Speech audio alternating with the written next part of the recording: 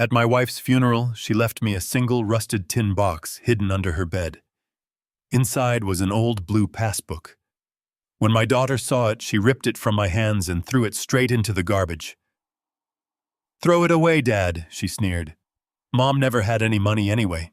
It is just junk." But when she left the room, I dug it out. What I found written on the very last page in my dead wife's red lipstick made my blood run cold. It was a warning that changed everything. Before I continue this story, let me know where you are watching from in the comments below. Hit like and subscribe if you believe that disrespecting your parents always comes with a heavy price. My name is Victor Caldwell. I am 70 years old, and for 40 of those years I worked as a construction foreman in the bitter, unforgiving cold of Chicago. I spent my life with calloused hands and aching joints pouring concrete and building scaffolding so my family could have a life of comfort, a life I never had the privilege of knowing growing up. My wife Martha was my rock. We lived a quiet, frugal life in a modest house in the suburbs. She managed every single penny, clipping coupons and quietly carrying the heavy weight of our household so I could focus on breaking my back at work to provide for us. Just a few days ago, Martha passed away from a massive heart attack at 68 years old. There was no warning. There was no long goodbye. There was just a sudden, deafening silence in the house we had shared for decades. The air still smelled like her lavender soap, but the warmth of our home had been buried right alongside her. Less than 24 hours after we put her in the ground, the vultures began to circle. My daughter Valerie is 42 years old now. She is a high-end real estate broker with a taste for the absolute finest things in life. Her husband Derek is a slick corporate finance executive who wears tailored suits that cost more than my first vehicle. They drove up to my quiet home in their pristine imported sport utility vehicle, reeking of expensive cologne and an overwhelming sense of impatience. They did not come to mourn. They came to manage. I was sitting in my worn-out recliner in the corner of the living room. It was the same chair Martha always nagged me to replace, but she secretly loved it because it was molded perfectly to my tired back. On my lap rested a rusted tin box. I had found it shoved deep under Martha's side of our bed earlier that morning, while I was trying to find a pair of her old slippers just to hold something that belonged to her. Martha never kept secrets from me, or so I had always believed. But this heavy metal box was locked tight, and the small brass key was taped securely to the bottom. When I finally managed to pry it open, my hands were shaking. Inside, there was no jewelry. There was no hidden cash. There was just a small, faded blue passbook from a private bank I did not even recognize. It looked ancient, the edges frayed and soft from age. I was tracing my rough thumb over the worn cover, lost in thought, when Valerie marched into the living room. Her high heels clicked aggressively against the hardwood floor, a sound that felt like nails being driven into my skull. She did not ask how I was holding up. She did not offer a comforting hug or ask if I had eaten anything since the funeral. Instead, her sharp eyes locked instantly onto the tin box in my lap.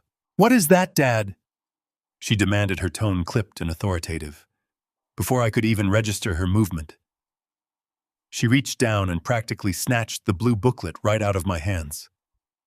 "Valerie." "Give that back," I said quietly, my voice raspy from crying the night before. "That belonged to your mother." She ignored me completely.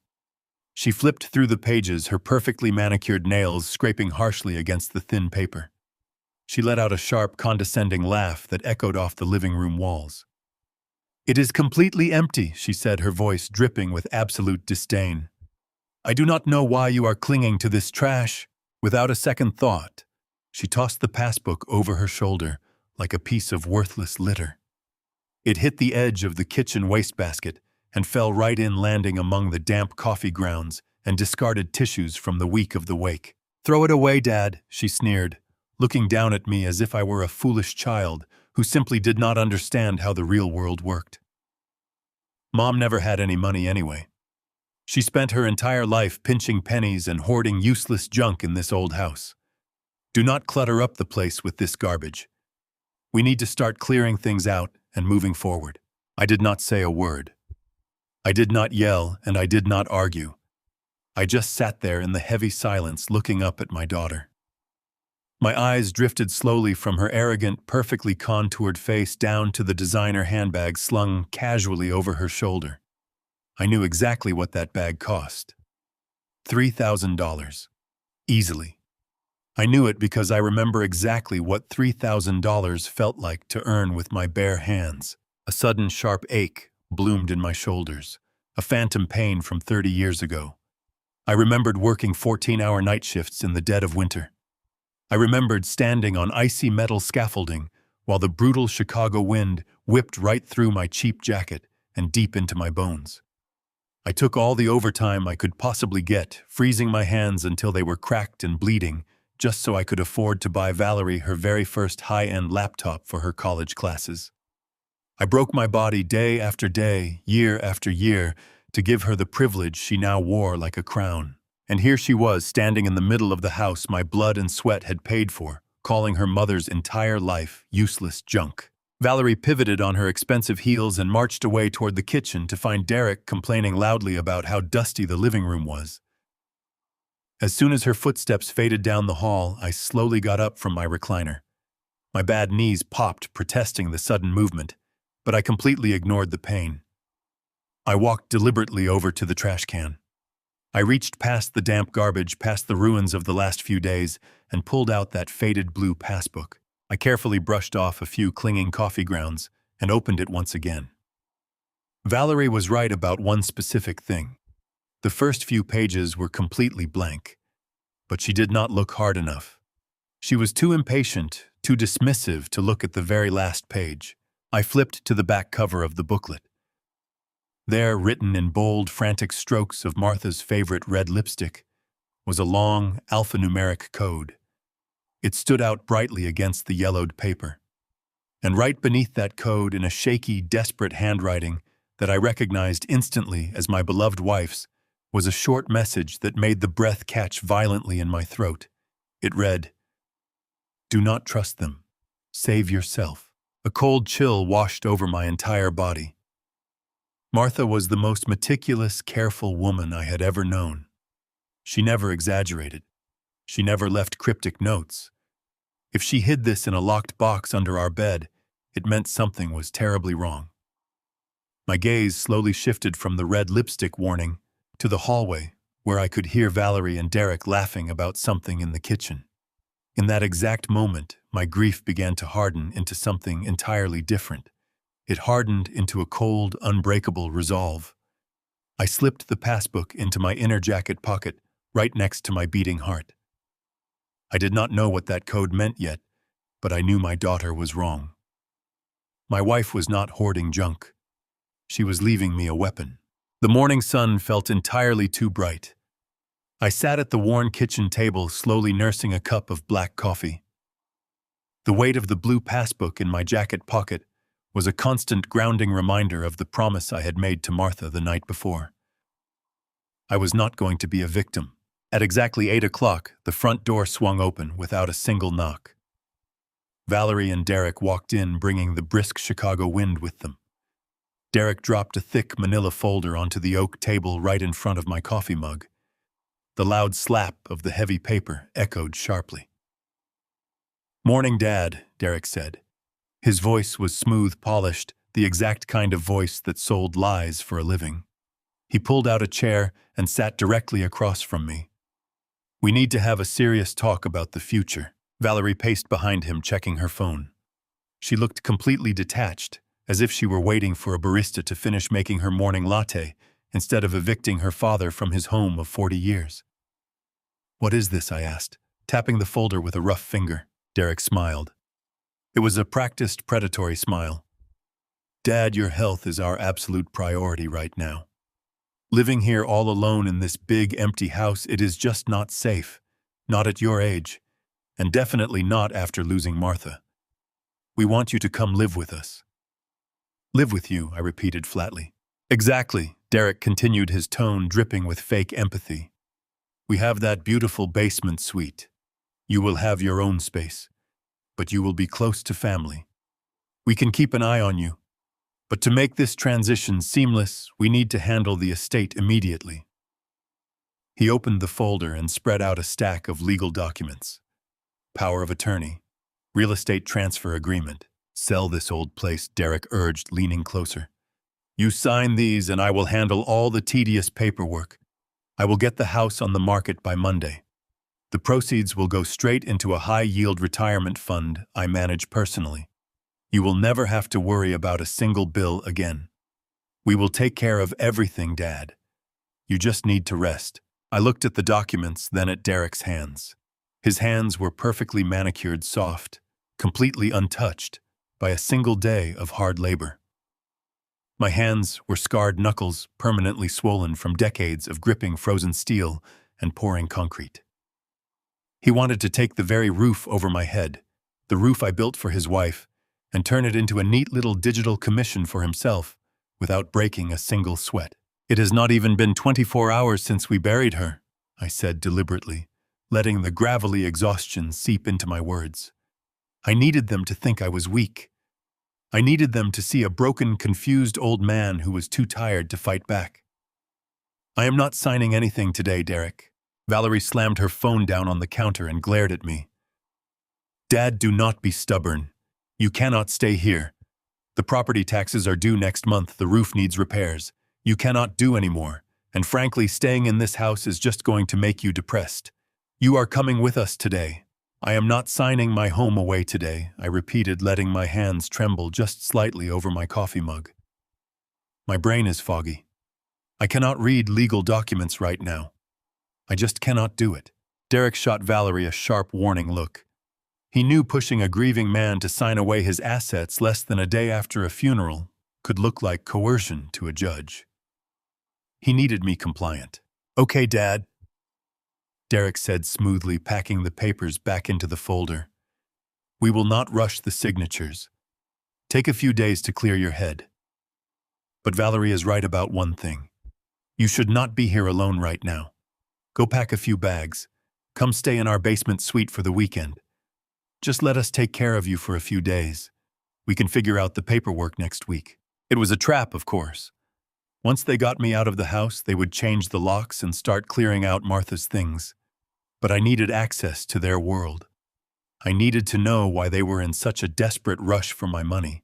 And I needed to figure out what Martha's passbook code meant. All right, I muttered, staring at the table.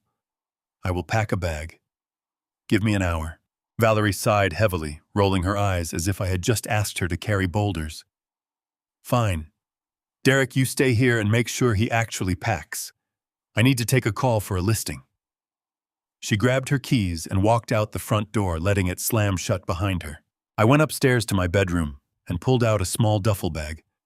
I packed a few shirts, some pants, and my shaving kit. I made absolutely sure the blue passbook was zipped securely into the inner pocket of my heavy canvas coat. I took my time methodically moving through the room, committing the space to memory. I knew deep down that leaving this house today meant I might be stepping onto a battlefield I could not easily walk away from. When I came back downstairs, Derek was standing in the kitchen, aggressively tapping his foot. Ready? He asked curtly, the fake empathy entirely gone now that Valerie was not in the room. Yes, I said. Let me just put this in the car. The trunk is open, Derek said, tossing me his car keys. I need to use the restroom before we hit the road. Make it quick. I walked out the front door into the biting wind. Derek's luxury sport utility vehicle was parked in my driveway, gleaming like a polished obsidian stone. The engine was already running, purring quietly, keeping the interior warm. I opened the heavy tailgate and tossed my duffel bag inside. As I closed the trunk, I walked around to the driver's side to leave the keys on the seat. I opened the heavy door. The dashboard screen was glowing brightly. Derek had left his personal cell phone resting on the center console, completely unlocked. Suddenly, the speakers in the expensive car crackled to life. My own cell phone, an old model Valerie had given me as a hand-me-down 2 years ago, was still paired to Derek's car system from a family road trip we took last Thanksgiving. But it was not my phone making the noise. The car's automated voice system spoke loudly in the enclosed space. New voicemail received at 8:14 a.m., the digital voice announced. Before I could step back, the message began to play through the car's surround sound speakers. The voice on the other end of the line was incredibly calm, heavy, and terrifyingly cold. "Derek," the man said. "This is Richard from Apex Capital. You are out of time. You missed the wire transfer again. We do not care about your father-in-law's house, and we do not care about your wife's real estate commissions. You owe us $2.5 million by next Friday. If the funds are not in the escrow account by close of business, we are seizing the Lincoln Park property, your company assets, and everything your name is attached to. Call me back immediately." The voicemail clicked off. The car fell completely silent save for the gentle hum of the engine. I stood frozen in the freezing wind, staring at the glowing dashboard screen. $2.5 million. Asset seizure. My son-in-law was not a successful finance executive managing a massive portfolio. He was a desperate, drowning man tethered to a massive, crushing debt. And suddenly, the entire morning made perfect, horrifying sense. They did not want me in their basement suite to take care of me. They needed my house, the property I had paid off 30 years ago with my own sweat and blood to save themselves from utter ruin. They needed to liquidate my entire life to pay off a ruthless creditor. I looked back toward my front door. Derek was inside, washing his soft, uncalloused hands, believing he had just successfully outsmarted a clueless, grieving old man. He thought I was his lifeline. He had absolutely no idea that he had just invited a wolf into his home. I quietly closed the car door, gripping my coat tight against the cold, feeling the solid edge of Martha's blue passbook against my chest. I knew right then with absolute certainty that I was going to tear his perfectly constructed, deceitful life completely apart. The drive to their sprawling suburban estate was suffocatingly quiet. I watched the familiar streets of my old neighborhood pass by. Soon those modest homes faded into the gated, manicured fortresses of the elite. I played my part flawlessly. I let my heavy shoulders slump forward, creating the illusion of utter defeat. I stared blankly at the pristine floor mats. I became the exact version of the broken, grieving widower they so desperately needed me to be. When we pulled up to their massive stone mansion, Derek hopped out and grabbed my single duffel bag with a sickeningly cheerful grin. He led me through the grand foyer, past a cascading crystal chandelier, and straight down into the basement. It was a beautifully finished suite, technically luxurious with recessed lighting, but it felt exactly like what it was. A gilded storage unit meant for an inconvenient old man. Valerie did not even come down to help me unpack. She simply yelled from the top of the stairs that dinner would be ordered in and that I should make myself comfortable. I sat on the edge of the stiff guest bed, listening to the heavy footsteps echoing on the hardwood floors above me. They thought they had secured their lifeline. They thought I was entirely oblivious to the ticking time bomb of their $2.5 million debt. I unpacked my shirts, slipping Martha's blue passbook underneath the heavy mattress for safekeeping. For the next 3 days, I observed them from the shadows of my basement cell. I watched how they lived, and it made the bile rise in my throat. Every single afternoon without fail, a steady parade of delivery trucks pulled up to the circular driveway. They unloaded boxes from high-end boutiques, expensive wine shipments, and imported furniture they absolutely did not need. They were bleeding money at a terrifying rate. At night, the doorbell rang with deliveries from the most expensive restaurants in the city. $500 sushi platters and prime steaks eaten off paper plates while they lounged on their velvet sofa. But beneath this glittering veneer of endless wealth, the ugly cracks were already showing. I saw Derek pacing the backyard patio, his phone glued to his ear. He looked haggard, his shoulders tight with panic. Every time his phone buzzed with an unknown number, he would jump, staring at the screen with absolute terror before hitting reject. He was dodging calls constantly. Valerie was equally on edge. She snapped at the delivery drivers, yelled at the landscaping crew, and drank 3 glasses of wine before the sun even went down. They were violently thrashing in an ocean of their own financial incompetence. Yet they refused to stop spending. It was a pathological sickness. They believed looking rich would somehow protect them from the reality of being completely broke. I kept my head down, waiting patiently for them to slip up. My perfect opportunity to accurately measure my son-in-law arrived on my fourth morning in the house. I was sitting at the small kitchenette table when I heard a sharp hissing sound, followed by a loud pop from the utility closet. A steady stream of water began pouring across the expensive laminate flooring. A main cold water supply valve had ruptured under the sudden pressure. I stepped out and watched the water pool. A minute later, Derek came rushing down the stairs, wearing a silk bathrobe, his eyes wide with panic. He saw the water and completely froze. He did not move toward the valve. He did not try to assess the damage. He just stood there, frantically tapping his phone screen, screaming at a plumbing dispatcher who told him no one could arrive for at least 3 hours. I walked past him, opened the closet door, and assessed the situation instantly. The brass pressure nut had simply vibrated loose. I grabbed an adjustable wrench from my duffel bag and knelt right into the freezing water. Derek watched me in silence as I locked the heavy steel wrench securely onto the brass fitting and pulled with the raw strength of 40 years of manual labor. The metal shrieked, then tightened. The spraying water stopped instantly. I stood up, wiping my wet, calloused hands on my jeans. Derek let out a breath he had been holding, looking at me with a mixture of relief and deep embarrassment. "Thanks, Dad," he muttered. He could not even meet my gaze. I nodded slowly, holding the heavy wrench in my hand. That was the moment I truly understood the fundamental difference between us. Derek knew how to manipulate spreadsheets. He knew how to leverage debt and sell empty promises. But he did not know how to build a single thing, and he certainly did not know how to fix a leak. These people were constructed out of paper. They only knew how to consume, how to take, and how to bleed things dry. When the foundation cracked, they had absolutely no idea how to hold the walls up. I spent the rest of the afternoon cleaning up the water, while Derek retreated upstairs to hide. I wrung out the towels and gathered the soggy trash from the utility bins. I carried the heavy black plastic bags up the side stairs and out to the industrial dumpsters by the garage. As I hoisted the bags over the rim, something caught my eye. The wind had blown the heavy lid of the recycling bin open. Inside, resting right on top of the discarded cardboard, was a pile of paper shavings.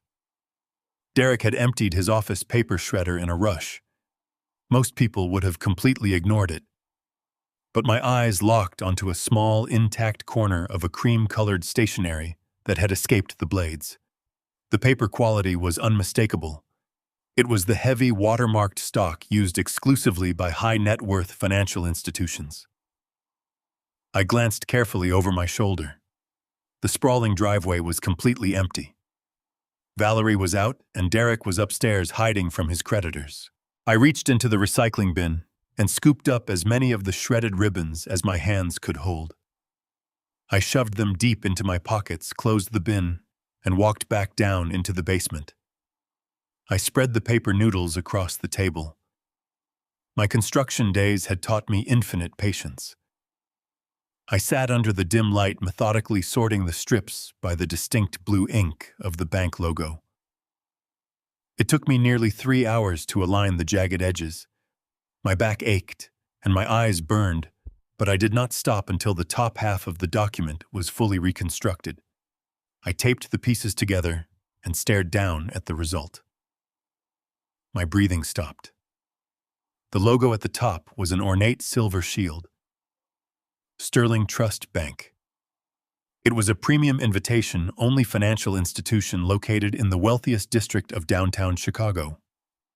You did not get an account there unless you had millions in liquid assets. But the logo was not what made the room spin. It was the name printed boldly on the recipient line. The premium account statement detailing a massive, highly secure offshore financial trust was addressed directly to my wonderful, fiercely loyal late wife, Martha Jean Caldwell. Martha Jean Caldwell. I traced my calloused thumb over her printed name, staring at the taped pieces of paper until the sharp black letters began to blur. My Martha, who washed plastic bags just to save a few pennies. This humble woman had a premium account statement from Sterling Trust Bank. It did not make logical sense. Sterling Trust was not a bank for retired construction workers. It was an elite financial fortress exclusively for corporate executives, hiding massive wealth behind impenetrable offshore shielding. Yet here was her name printed in crisp indigo ink on expensive watermarked paper, pulled straight from the shredded trash of my slick son-in-law. I sat in the dim light of my basement cell, letting the dark reality wash over me. Derek had shredded this document to destroy evidence of a financial trust linked to my dead wife. My mind flashed back to the faded blue passbook hidden beneath my mattress, the one with the lipstick warning. Do not trust them. Save yourself. The jagged pieces were scattered, but I was starting to see the very sharp edges. I needed to know exactly how much Valerie knew about this betrayal. I folded the taped document and slipped it into the breast pocket of my old flannel shirt. I waited exactly 10 minutes after she got home, giving her just enough time to pour her evening glass of wine. Then I began my slow ascent up the basement stairs, letting my boots drag heavily against the wood to announce my arrival. I found her in the sprawling kitchen. She was leaning against the granite island, typing aggressively on her smartphone. I slumped my heavy shoulders, adopting the exact posture of a confused, grieving widower who had simply lost his way. I cleared my throat softly. Valerie looked up, her expression instantly hardening with absolute annoyance. "What is it, Dad?" she asked, not even bothering to put her phone down. I shuffled forward slowly, pulling the taped piece of paper from my pocket with intentionally trembling fingers.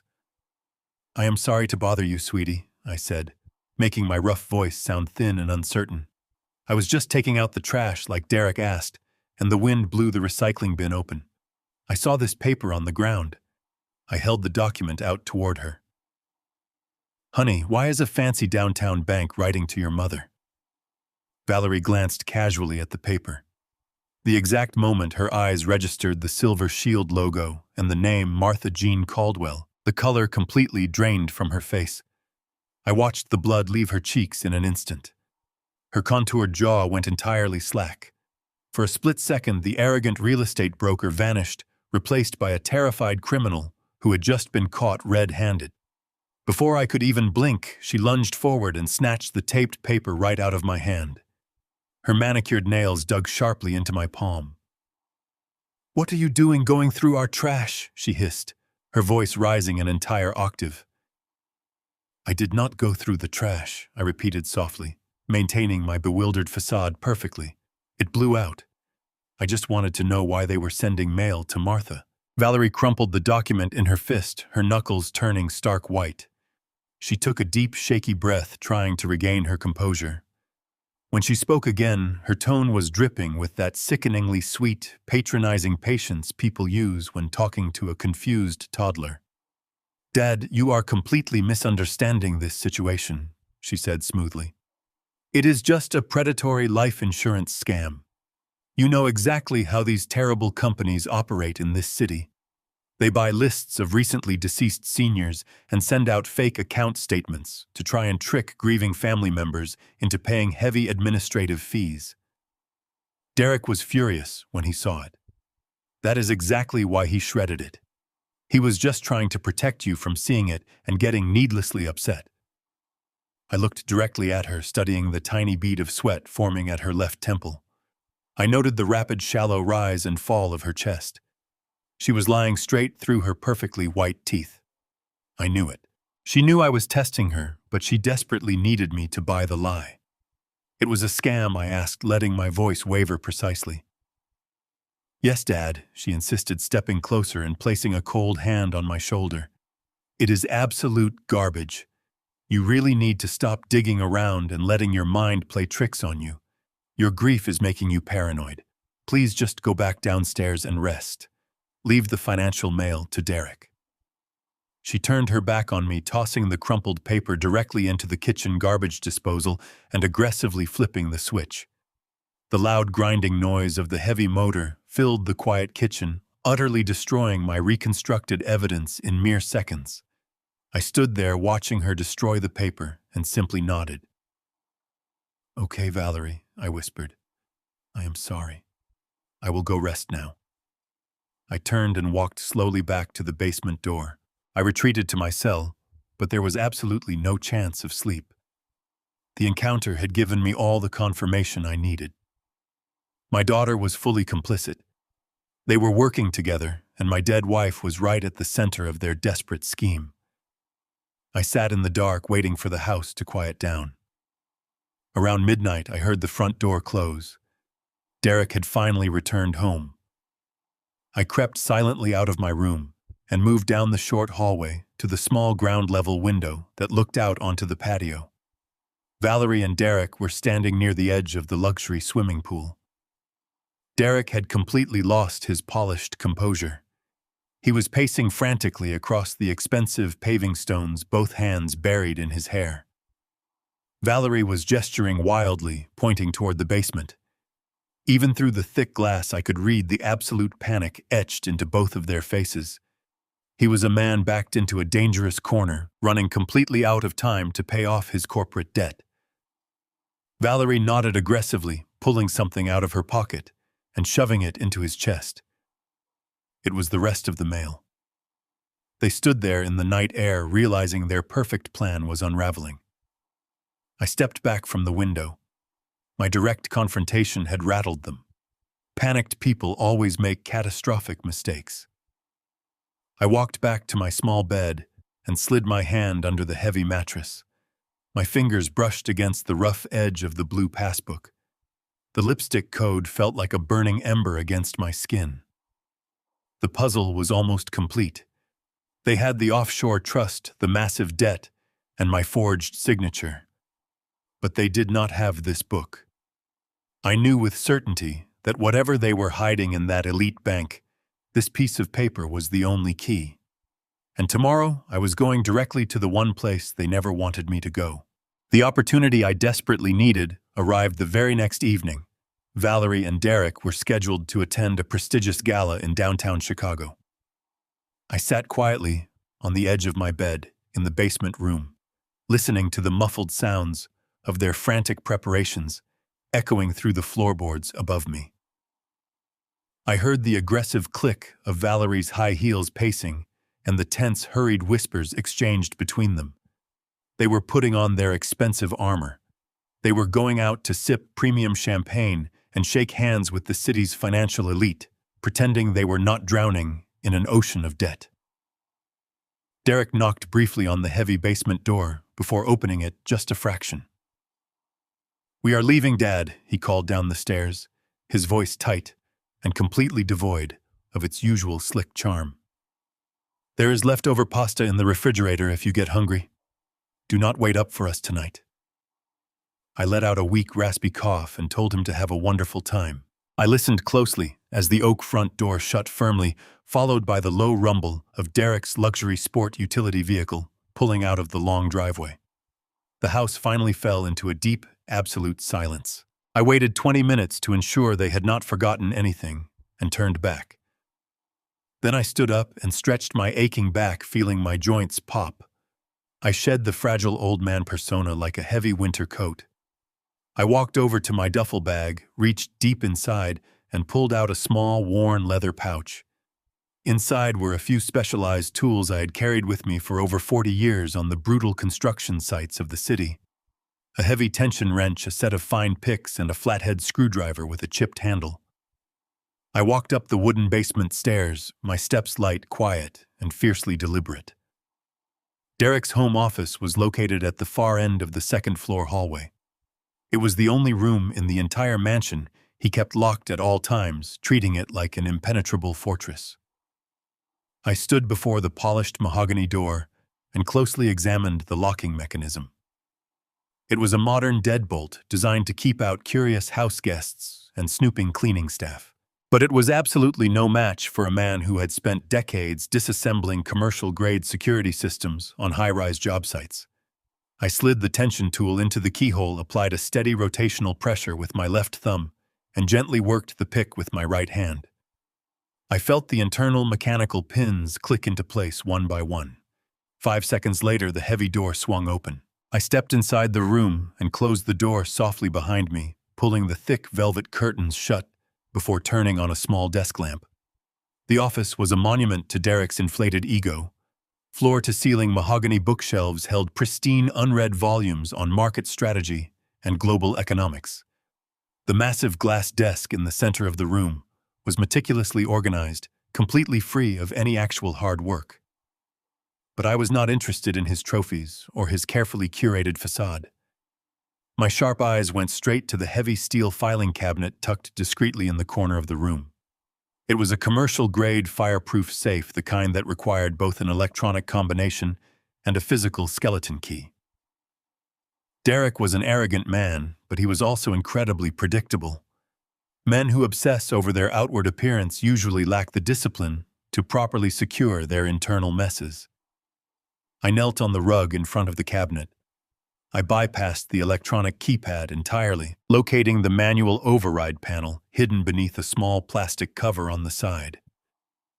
I wedged my flathead screwdriver into the tight seam, applying raw pressure until the plastic snapped off with a sharp crack.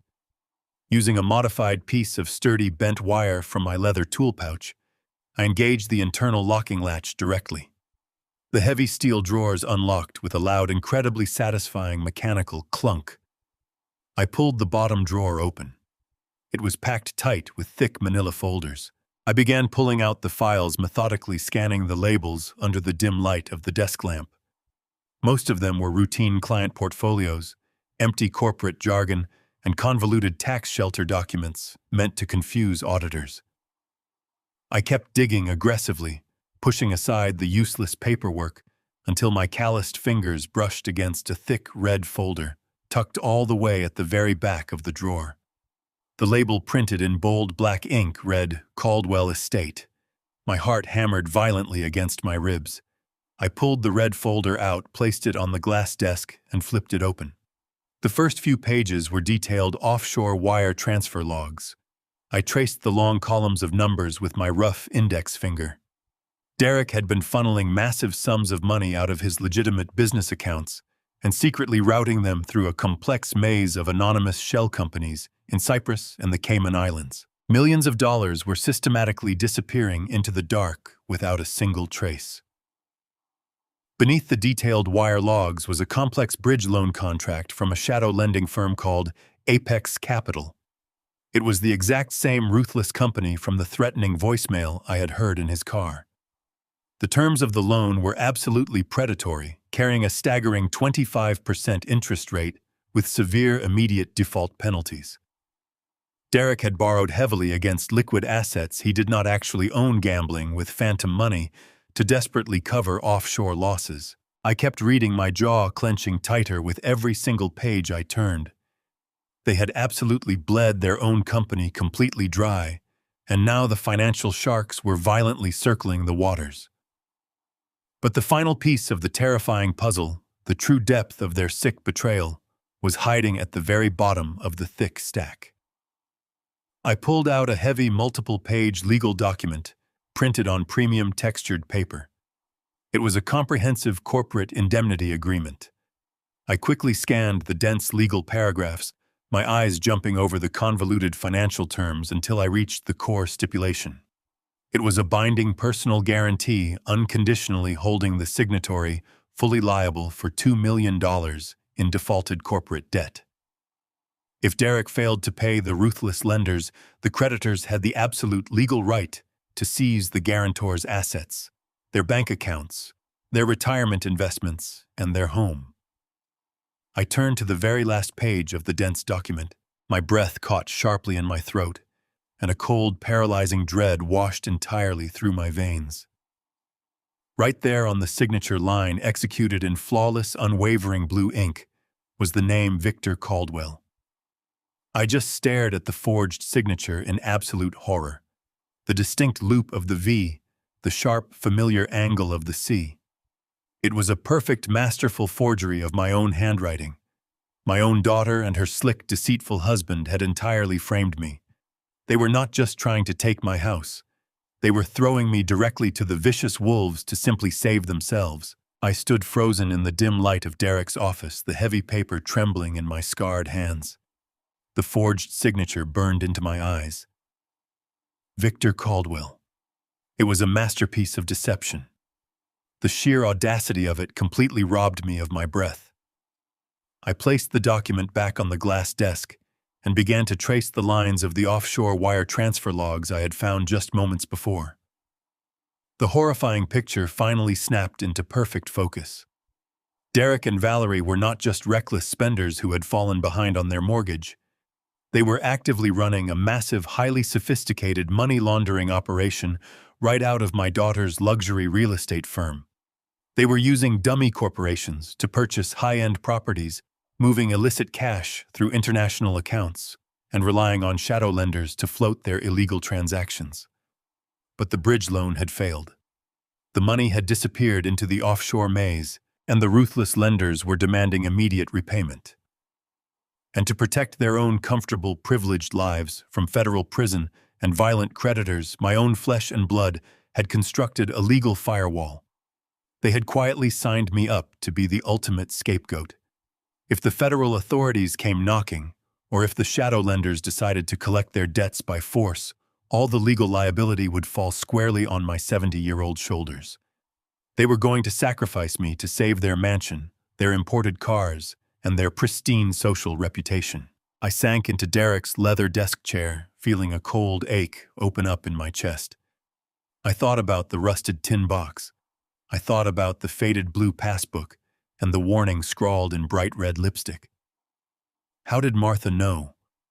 For 40 years, my wife was the quiet, unseen architect of our survival. While I spent 14 hours a day breaking my back, pouring concrete and hauling steel, Martha sat at our scratched kitchen table with her reading glasses resting on her nose. She managed our meager finances with absolute unforgiving precision. She kept every grocery receipt, balanced the checkbook down to the exact penny, and knew exactly where every single dollar we earned went. She never missed a cent. She was brilliant, meticulous, and incredibly observant. Valerie and Derek always treated her like a simple, naive housewife who knew nothing about the real world. They vastly underestimated her. Martha must have seen something. Perhaps she found a misplaced document when she came over to visit, or maybe she noticed a discrepancy in a tax form they asked us to sign last year. Whatever it was, her sharp mind had pulled the threads together. She had uncovered their sickening betrayal before her heart finally gave out. She realized that our daughter, the child we had sacrificed our entire youth to raise, was actively plotting to destroy us. That realization must have shattered her completely. It probably contributed to the sudden massive heart attack that took her from me. She had used her final days to secure that blue passbook and leave me a desperate warning. Do not trust them. Save yourself. The anger that washed over me then was not hot or explosive. It was a freezing, absolute zero rage that settled deep into my bones. My instinct. The instinct of a man who had spent his life solving problems head-on was to march directly down to the patio, shove this forged document right into Derek's arrogant face, and demand a full confession. I wanted to drag Valerie into the light and ask her how she could possibly look her mother in the eye while setting us up for absolute ruin. But I forced myself to remain completely still. I took a slow, deep breath, reining in the fury that was threatening to consume my logic. If I confronted them tonight, I would lose everything. Derek was a master manipulator, and Valerie was a seasoned liar. If they knew I had breached the filing cabinet, they would instantly destroy the paper trail. They would shred the offshore logs, burn the indemnity agreement, and deny absolutely everything. They would gaslight me, call the authorities, and claim that my grief had driven me completely insane. Without this specific folder, I had absolutely no tangible proof. I was just an old retired construction worker pointing fingers at a wealthy, respected corporate executive. The police would look at my calloused hands and my worn-out boots, then look at Derek's tailored suits and Valerie's elegant tears. They would never believe me. I would be arrested for the $2 million debt, and I would spend the remainder of my days rotting away in a sterile concrete federal cell. I would die in prison while the people who put me there lived comfortably on the money they stole from my life's work. I was definitely not going to let that terrible nightmare happen. I refused to be a casualty of their boundless greed. I carefully picked up the corporate indemnity agreement with the forged signature. I folded it precisely in half, then in quarters, and slid it deep into the inner pocket of my flannel shirt, right next to where I kept Martha's blue passbook. I reorganized the remaining files in the drawer, making absolutely sure the offshore wire logs and the shadow loan contracts were positioned exactly as I had found them. I closed the heavy steel drawer of the filing cabinet, turning the manual locking latch until I heard the satisfying solid clunk of the mechanism engaging. I replaced the broken plastic cover, smoothing it down so it looked completely undisturbed. I wiped down the glass desk with my sleeve, ensuring I left no fingerprints behind. I turned off the small desk lamp, plunged the room back into total darkness, and quietly pulled the heavy mahogany door shut, feeling the deadbolt click securely into place. As I walked silently back down the carpeted stairs to my basement room, my mind was running through the logistics of a war I never wanted to fight. They thought they had the upper hand because they believed I was entirely ignorant. They thought my love for my daughter would permanently blind me to her staggering cruelty. But they had made a fatal miscalculation. They had underestimated a man who spent his life studying structural integrity. I knew exactly how to find the weakest load-bearing pillar in a foundation, and I knew exactly how to strike it, to bring the entire building crashing down. I sat on the edge of my bed in the dark, pulling the blue passbook from my pocket. I traced my rough thumb over the gleaming silver shield logo of Sterling Trust Bank that I had painstakingly pieced together from the shredded household garbage. Tomorrow morning, while Derek and Valerie were nursing their hangovers and pretending to be respectable citizens, I was going to take a trip downtown. I was going to walk right through the heavy glass front doors of that highly exclusive elite financial institution. I was going to find out exactly what my brilliant wife had hidden behind that lipstick code, and I was going to strike the first devastating blow. The early morning sun pierced the basement window when I heard heavy footsteps across the kitchen floor above me. Derek and Valerie were awake, likely nursing hangovers from their gala. I moved quietly, opening my duffel bag to retrieve the item I had packed hidden from their view. It was my only decent suit, a charcoal two-piece I bought a decade ago for a funeral. It was slightly loose on my frame now, but I brushed the lint from the lapels and adjusted the tie. I slipped the forged corporate indemnity agreement into the inside breast pocket, patting the fabric to ensure the heavy blue passbook was resting securely next to it. I climbed the wooden stairs, making my breathing sound labored and heavy as I opened the door to the kitchen. Valerie was hunched over the marble island, gripping a mug of black coffee. She barely glanced in my direction.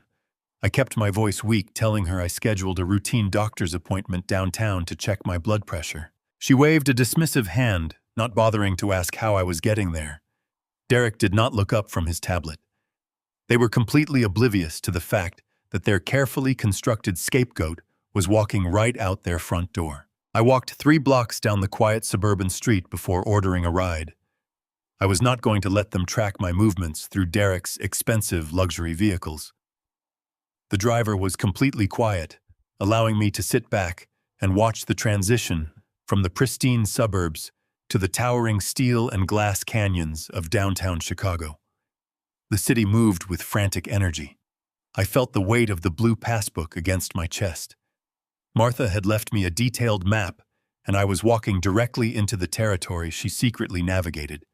The car pulled up to the curb on LaSalle Street, stopping in front of an imposing skyscraper that seemed to swallow the morning light.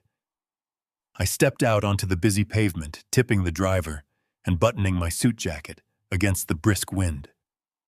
There, etched in massive polished silver lettering across a sheer slab of black granite, was the name: Sterling Trust Bank. It did not look like a standard place that handled checking accounts. It looked like a modern fortress guarded by heavy revolving doors, and men in dark suits standing motionless near the entrance. I adjusted my posture, rolling my shoulders back and lifting my chin. I was no longer the broken widower playing a part in a basement. I was a man seeking the absolute truth. I walked through the heavy revolving doors, stepping into a vast, cavernous lobby that echoed with the hushed, expensive whispers of the financial elite. The floors were cut from seamless white marble gleaming under the warm, recessed lighting. Abstract art hung on the walls, and the air smelled faintly of lemon and expensive leather. There were no teller lines, no velvet ropes, and certainly no deposit slips scattered on counters. Instead, there were sleek individual mahogany desks spaced far apart for absolute client privacy. I walked purposefully toward the nearest available representative. She was a young woman wearing a sharp navy suit and a string of pearls. Her eyes flicked up as I approached, instantly sweeping over my outdated faded charcoal suit, my calloused hands, and the scuffed toes of my leather shoes. A tight, condescending smile immediately formed on her lips. She had instantly categorized me as a lost vagrant who wandered through the wrong doors. "Excuse me, sir," she said, her voice dripping with polished impatience. "This is a private invitation-only wealth management firm. I believe you might be looking for the commercial retail bank located 3 blocks down the street. We do not process standard transactions here." I did not say a single word. I reached into the breast pocket of my suit, pulled out Martha's blue passbook, and slapped it down firmly onto the mahogany desk. The heavy thud echoed sharply in the quiet space. The teller stared down at the worn blue cover, as if I had placed a live explosive on her desk. "Sir, I do not know what that is," she started to say, reaching out to slide the book back toward me. I placed my large, scarred hand firmly over the passbook, stopping her completely. "Open it," I demanded, letting the gravel and absolute authority in my voice completely override her polished dismissal. She looked at my face, sensing a shift in the atmosphere, and slowly pulled her hand back. She flipped the worn cover open, her eyebrows knit together in utter confusion as she stared at the bright red lipstick numbers scrawled across the yellowed page. "This is meaningless," she whispered, her polite facade cracking. I leaned forward, resting both my hands on the edge of the mahogany desk, and looked her directly in the eyes. I recited the string of numbers exactly as Martha had written them, letting each digit hang heavily in the quiet air. 7, 4, 2, 9, 0, 1. Alpha. The young woman swallowed hard, clearly unsettled by my unwavering intensity. She turned her attention to her dual computer monitors, her manicured fingers flying across the sleek, silent keyboard. She typed the sequence into her secure internal system and hit the enter key. I watched her face closely. In the span of a single second, her annoyance completely vanished, replaced by an expression of pure shock. The blood drained from her cheeks, leaving her looking absolutely terrified. She froze, her hands hovering above the keyboard, her eyes locked on the glowing screen. She did not speak. She did not ask me another question. She slowly lowered her hand beneath the mahogany desk. I spent enough time on commercial job sites to know what a silent panic alarm looked like when it was triggered. Within 10 seconds, the atmosphere in the lobby drastically changed. I heard the sharp sound of heavy footsteps approaching from behind me. I glanced over my shoulder and saw 3 large security guards in dark suits moving swiftly across the marble floor, completely flanking my position. They did not look like bank guards. They moved with tactical, aggressive precision, their hands resting cautiously near their hips. I stood my ground, my hand firmly planted on Martha's passbook. Suddenly, a heavy oak door at the far end of the lobby swung open with violent force. A distinguished man in his late 50s rushed out. He was dressed in a tailored pinstripe suit, but his face was pale, covered in a thin sheen of nervous sweat. He ran across the marble floor, waving a trembling hand at the approaching security guards to halt their advance. They stopped instantly, forming a tight perimeter around my desk. The man approached me, gasping for breath. He looked down at the passbook, then at my face. His eyes were wide with a terror that mirrored the teller's reaction. "Mr. Caldwell," he breathed, his voice shaking with absolute dread. "My name is Harrison Reed. I am the managing director of this branch. Please, I beg of you, step into my private office immediately. We are calling the FBI."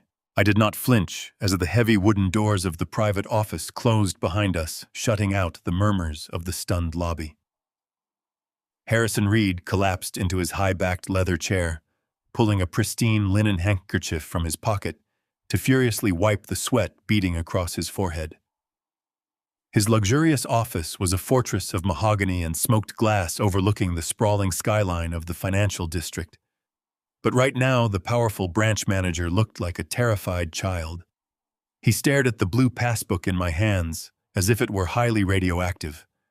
I walked forward slowly and placed the worn book squarely in the center of his immaculate desk. I did not sit down. I stood towering over him, letting my physical presence fill the room. The absolute silence stretched between us, thick and suffocating. "You mentioned the authorities," I said, keeping my voice dangerously low and completely steady. "You also looked like you had seen a ghost when my wife's security code went through your system." "I am a patient man, Mr. Reed, but my patience evaporated the moment those guards surrounded me. You are going to tell me exactly what is in that account, and you are going to tell me right now." Harrison swallowed hard, his throat bobbing against his tight silk collar. He tapped a frantic sequence into his desktop terminal, turning the monitor slightly so he could read the glowing text. His hands were shaking so badly he could barely type. "Mr. Caldwell," he began, his voice cracking slightly, "I need you to understand that Sterling Trust takes client confidentiality very seriously. However, the internal flag on this specific account was placed by federal regulators 3 weeks ago. We were explicitly instructed to contact the authorities the absolute second anyone attempted to access these funds using the analog passbook override." I kept my eyes locked on his pale, sweating face. "I am not leaving this room until I know what my wife was holding in your vault," I demanded. "Tell me the number." Harrison let out a shaky breath, glancing nervously toward the heavy oak doors before looking back at his screen. "The current liquid balance of the trust registered to Martha Jean Caldwell is exactly $4.8 million, he whispered, as if saying the number too loudly might trigger an explosion. The amount hung in the quiet air, heavy and entirely incomprehensible. $4.8 million. I felt a cold shockwave travel down my spine, but I refused to let my expression shift. My Martha, who clipped grocery coupons and worried about the winter heating bill, had a fortune sitting in a downtown skyscraper. I leaned closer to the desk, pressing my knuckles into the cold glass. "Where did that kind of money come from?" I asked, demanding the rest of the agonizing truth. Harrison wiped his forehead again, his eyes darting across the detailed financial logs on his screen. "It did not originate from a legitimate corporate payroll or standard investments," he explained, his voice dropping into an urgent whisper. "The deposits began filtering into the trust roughly 2 years ago. They were structured in highly specific increments, completely designed to avoid standard banking alerts. The funds were routed through a massive web of offshore shell companies located in Cyprus and the Cayman Islands. I stood perfectly still, letting the terrifying reality wash over me. The shredded offshore wire transfer logs I had found in the basement finally made absolute horrifying sense. Derek was using his high-end real estate firm to launder millions of dollars, moving illicit cash through ghost properties. But I needed to know exactly how they had dragged Martha into their toxic financial trap. Who authorized these specific transfers? I asked, my voice completely devoid of any emotion. Harrison tapped another key, bringing up the origin signatures. "The funds were wired through a corporate entity named Apex Capital," he said, visibly cringing at the name. "But the originating deposits were consistently signed off by your son-in-law, Derek Lawson, using a power of attorney document that your late wife allegedly authorized. The money was being aggressively washed through Valerie's real estate firm, categorized as anonymous foreign property investments, and then quietly funneled directly into this hidden trust. Harrison paused, looking at me with a mixture of profound pity and deep terror. Mr. Caldwell, this is an incredibly sophisticated money laundering syndicate. Apex Capital is currently under a massive federal investigation for financing shadow operations. When your son-in-law defaulted on a bridge loan with them recently, the regulators froze this entire trust. Your wife was not the mastermind. She was the firewall.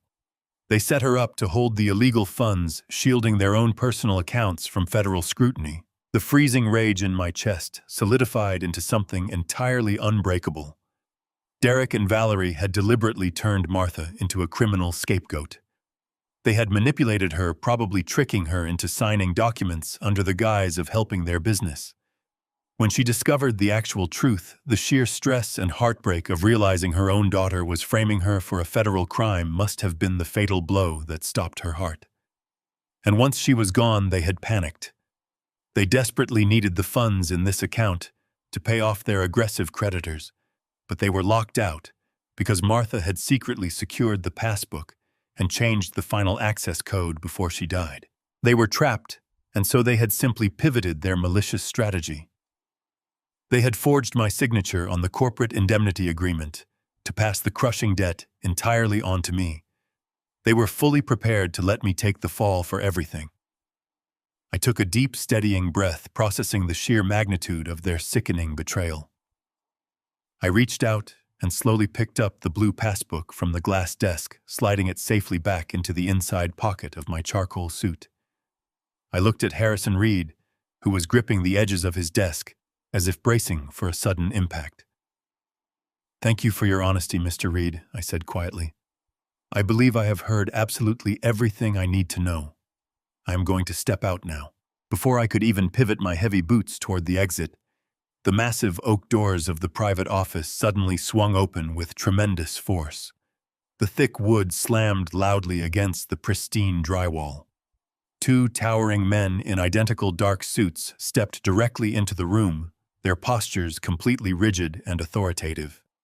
They did not look like corporate bankers or private wealth managers. The lead man flashed a solid gold badge attached securely to his belt. He stared directly into my eyes, his expression devoid of any human warmth. I stood my ground, utterly refusing to show even a single ounce of fear or weakness. "I am Federal Agent Thomas Riley," he announced, his deep voice commanding the entire space. He took one final, highly deliberate step toward me, completely blocking the single exit. He gestured toward the pocket, holding the blue passbook. "Victor Caldwell," he stated firmly. "You have a lot of explaining to do." The heavy oak doors clicked shut behind Agent Thomas Riley, sealing the private bank office in a thick, suffocating tension. Harrison Reed sat frozen behind his mahogany desk, utterly paralyzed by the sudden arrival of federal law enforcement. I did not move. I did not blink. I kept my posture completely rigid, staring directly into the steely gaze of the federal agent who had just accused me of orchestrating a massive financial crime. Riley walked slowly toward the center of the room, his dark suit absorbing the soft light. He pulled a pair of heavy steel handcuffs from his belt and placed them deliberately on the pristine glass surface of the desk. It was a silent, calculated threat designed to break my resolve. "You are holding a passbook tied directly to a frozen offshore trust containing nearly $5 million in laundered currency," Riley said, his voice echoing sharply off the paneled walls. "That money is the direct result of a vast criminal enterprise involving shell corporations, fraudulent real estate transactions, and illegal bridge loans from shadow lenders. Right now, Victor, you are the only person holding the physical key to that vault." I stood my ground, my calloused hands resting calmly at my sides. "I am a retired construction foreman, Agent Riley. I poured concrete for 40 years. I do not know the first thing about offshore trusts or shadow lenders." Riley let out a sharp, dismissive laugh. "Do not play the confused senior citizen with me, Caldwell. We have been tracking the financial bleeding from Apex Capital for over 8 months. We followed the digital breadcrumbs right to this specific institution. We flagged this account weeks ago, waiting to see who would be arrogant enough to walk through those front doors and claim the cash. And here you are, dressed in your Sunday best, reciting a biometric security code. He stepped closer, invading my personal space. The operation is over, Victor. We know exactly how you did it. You used your daughter's high-end real estate firm as a legitimate front to wash dirty money. You funneled the illicit cash into a hidden trust registered under your deceased wife's name to completely evade federal tax scrutiny. It was a brilliant, highly insulated strategy, using your own family members as disposable shields. But you got greedy, and your shadow creditors ran out of patience. The sheer audacity of his accusation made my blood run entirely cold. He actually believed that I was the criminal mastermind. He believed that I had manipulated my own daughter and deliberately tarnished the sacred name of my dead wife to hide stolen millions. The freezing rage that had been brewing inside me since I opened Derek's filing cabinet finally boiled over into a righteous, unyielding fury. I squared my shoulders, shedding any remaining trace of the broken widower they all expected me to be. "You listen to me," I said, my voice dropping to a low, dangerous gravel that made even Agent Riley pause. My wife, Martha, was the most honest, decent woman to ever walk the streets of this city. She pinched pennies to buy groceries. She wore shoes until the soles wore out. She never took a single dishonest dime in her entire 68 years of life. Do not ever disrespect her memory by suggesting she was a willing participant in this filth. Riley crossed his arms, his expression hardening into a wall of skepticism. "The money is in her name, Victor. The paperwork trail leads directly to your household. You can act offended all you want, but the financial documents tell a very different story. We have the legal filings, we have the corporate structure, and we have a binding personal guarantee holding you absolutely liable for a $2 million default loan with Apex Capital. You are the sole guarantor." I held his gaze without flinching. "Yes, you have a guarantee with my name on it, but you do not have the truth." I slowly reached my rough hand toward the inner breast pocket of my charcoal suit. Riley instantly tensed, dropping his right hand toward his holstered weapon. I moved with deliberate, exaggerated slowness, making sure he could see exactly what I was doing. I slid my fingers past Martha's blue passbook and gripped the heavy, folded parchment paper I had carefully extracted from the depths of my son-in-law's locked filing cabinet the night before. I pulled the corporate indemnity agreement out of my jacket, unfolded it methodically, and tossed it flat onto the glass desk right next to Riley's steel handcuffs.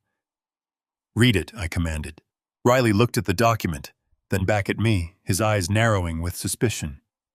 He leaned over the desk and scanned the dense legal paragraphs. He recognized the specific shadow lending contract immediately. He flipped to the final signature page, his eyes locking onto the name Victor Caldwell, written in sharp blue ink. "I see your signature," Riley said flatly. "You just handed me a signed confession. You legally bound yourself to the criminal debt. Look closer, Agent Riley. Look at the pressure of the pen. Look at the angle of the letters. I am a left-handed man who spent 40 years gripping vibrating power tools. I have severe arthritis in my thumb and a permanent tremor in my wrist. I have not written a perfectly smooth, flowing signature in over 2 decades. Riley leaned in, his forensic training kicking in, as he closely examined the blue ink.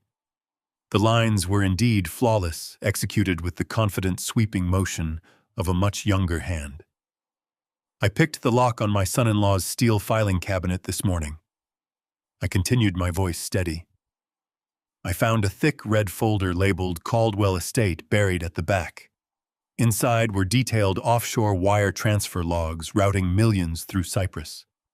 There were documents linking Valerie's real estate firm directly to Apex Capital. And at the bottom of the stack, I found that exact document. A fraudulent personal guarantee designed specifically to shift the entirety of their massive criminal liability onto my shoulders. "They are dodging aggressive creditors," I told him. "They used my wife as a disposable firewall. When Martha died, the trust was locked. They panicked. They forged my signature to buy themselves more time. They were fully prepared to throw me to the federal authorities just to save their mansion and their imported cars. I am not your mastermind agent. I am their carefully constructed scapegoat. The heavy silence in the office returned. Riley lowered the paper, his entire demeanor changing. The aggressive federal agent vanished, replaced by a calculating operator. He looked at me truly, looking at me for the first time. Mr. Caldwell, we have been building a comprehensive RICO case against Derek and Valerie for months, he said quietly. But we lacked hard internal digital evidence. Their ledgers are heavily encrypted. He stepped closer, his eyes intensely focused. We need a Trojan horse victor, someone inside their house to download their encrypted ledgers. If you help us, you walk free and keep your life. Are you in? I looked at him and agreed without a single hesitation. Riley did not offer a comforting smile. He operated with the exact cold, calculated efficiency I required. He reached into his suit jacket and produced a matte black thumb drive no larger than a house key. It looked ordinary, but Riley assured me it contained military-grade extraction software. It was designed to bypass Derek's firewall, locate the encrypted ledger files, and vanish without leaving a digital fingerprint. My instructions were agonizingly simple. Plug it in, wait for the green light to flash solid, remove it, and walk away. I carefully took the small drive from his extended hand. It felt incredibly light in my deeply calloused palm, yet it carried the heavy weight of a federal indictment. Riley quickly gave me a highly secure drop location for the following morning. We synchronized our watches, and I walked out of Sterling Trust Bank. I was no longer a grieving widower fighting for his home. I was a tactical asset inside an active federal racketeering investigation. The afternoon sun was sinking below the Chicago skyline by the time I took a cab back to the sprawling suburban mansion. I stood at the end of the manicured driveway and took a deep, steadying breath. I had to bury the righteous fury burning inside my chest. I had to smother the pride of a man who had built his life on honest sweat. For the next 12 hours, I had to be exactly what Valerie and Derek believed me to be. A frail, broken, entirely useless old man. I dragged my heavy work boots against the paving stones, forcing my shoulders to slump. I opened the massive oak front door with trembling hands. The house was excessively warm, smelling of catered garlic and expensive wine. Valerie was sitting in the grand living room, her perfectly tailored legs crossed elegantly over the arm of a velvet sofa. She was holding a crystal wine glass and staring aggressively at her smartphone. When she heard the door shut, her head snapped up. Her eyes narrowed into sharp, judgmental slits. She did not ask how my doctor appointment went. She simply looked at her platinum wristwatch and let out a harsh, theatrical sigh. "You have been gone for 6 hours, Dad," she snapped, her voice dripping with sheer annoyance. "I had to cancel a property showing because I thought you had wandered off and gotten lost downtown. You cannot just vanish without leaving a note. We are busy people. We do not have time to babysit you every single minute of the day." I forced my jaw to relax. I let my hands shake just a fraction of an inch. "I am sorry, Valerie," I muttered, making my voice sound thin and utterly defeated. "The bus was running late. I did not mean to worry you." She rolled her eyes dramatically. "Just go down to the basement," she commanded, waving her hand dismissively. "Derek is upstairs handling an absolute crisis with his accounting department, and I have a raging headache. Actually, before you go down there, bring me a glass of iced water with lemon, and make sure you actually wipe the counter this time." A cold, violent urge gripped the back of my neck. My own daughter, a woman whose college tuition was paid for by the permanent damage. In my spine was treating me like an incompetent servant. I knew she had forged my signature to sacrifice me to violent creditors. I knew she had driven her mother to an early grave. I wanted to tear the wine glass from her hand and shatter it against the marble floor. Instead, I swallowed my pride. It tasted like ash, but I choked it down. I nodded meekly, keeping my eyes fixed on the floor. "Yes, sweetheart," I whispered. "I will get your water right now." I walked into the gleaming kitchen. I pulled a crystal tumbler from the cabinet. I filled it with ice and water, slicing a lemon wedge with absolute methodical precision. I placed the glass on a silver coaster and carried it back into the living room. I set it gently on the table beside her. She simply grunted a vague acknowledgement. I turned my back on the criminal, who shared my blood, and shuffled slowly down the wooden stairs to my basement cell. I closed the door and sat in the dark. The time for anger had passed. Now it was strictly about execution. The hours dragged on with agonizing slowness. I lay fully clothed on top of the stiff guest bed, listening to the house settle. At 9 o'clock, Derek came downstairs. He paced the kitchen floor, opening and closing cabinet doors with aggressive force. I could hear his muffled voice arguing viciously on a phone call. The shadow lenders were tightening the noose. At 11 o'clock, the fighting between Derek and Valerie started. Sharp, venomous insults echoed down the hallway. By midnight, the shouting finally ceased, replaced by the heavy thud of a bedroom door slamming shut. I did not move. Patience is a weapon most people simply do not possess.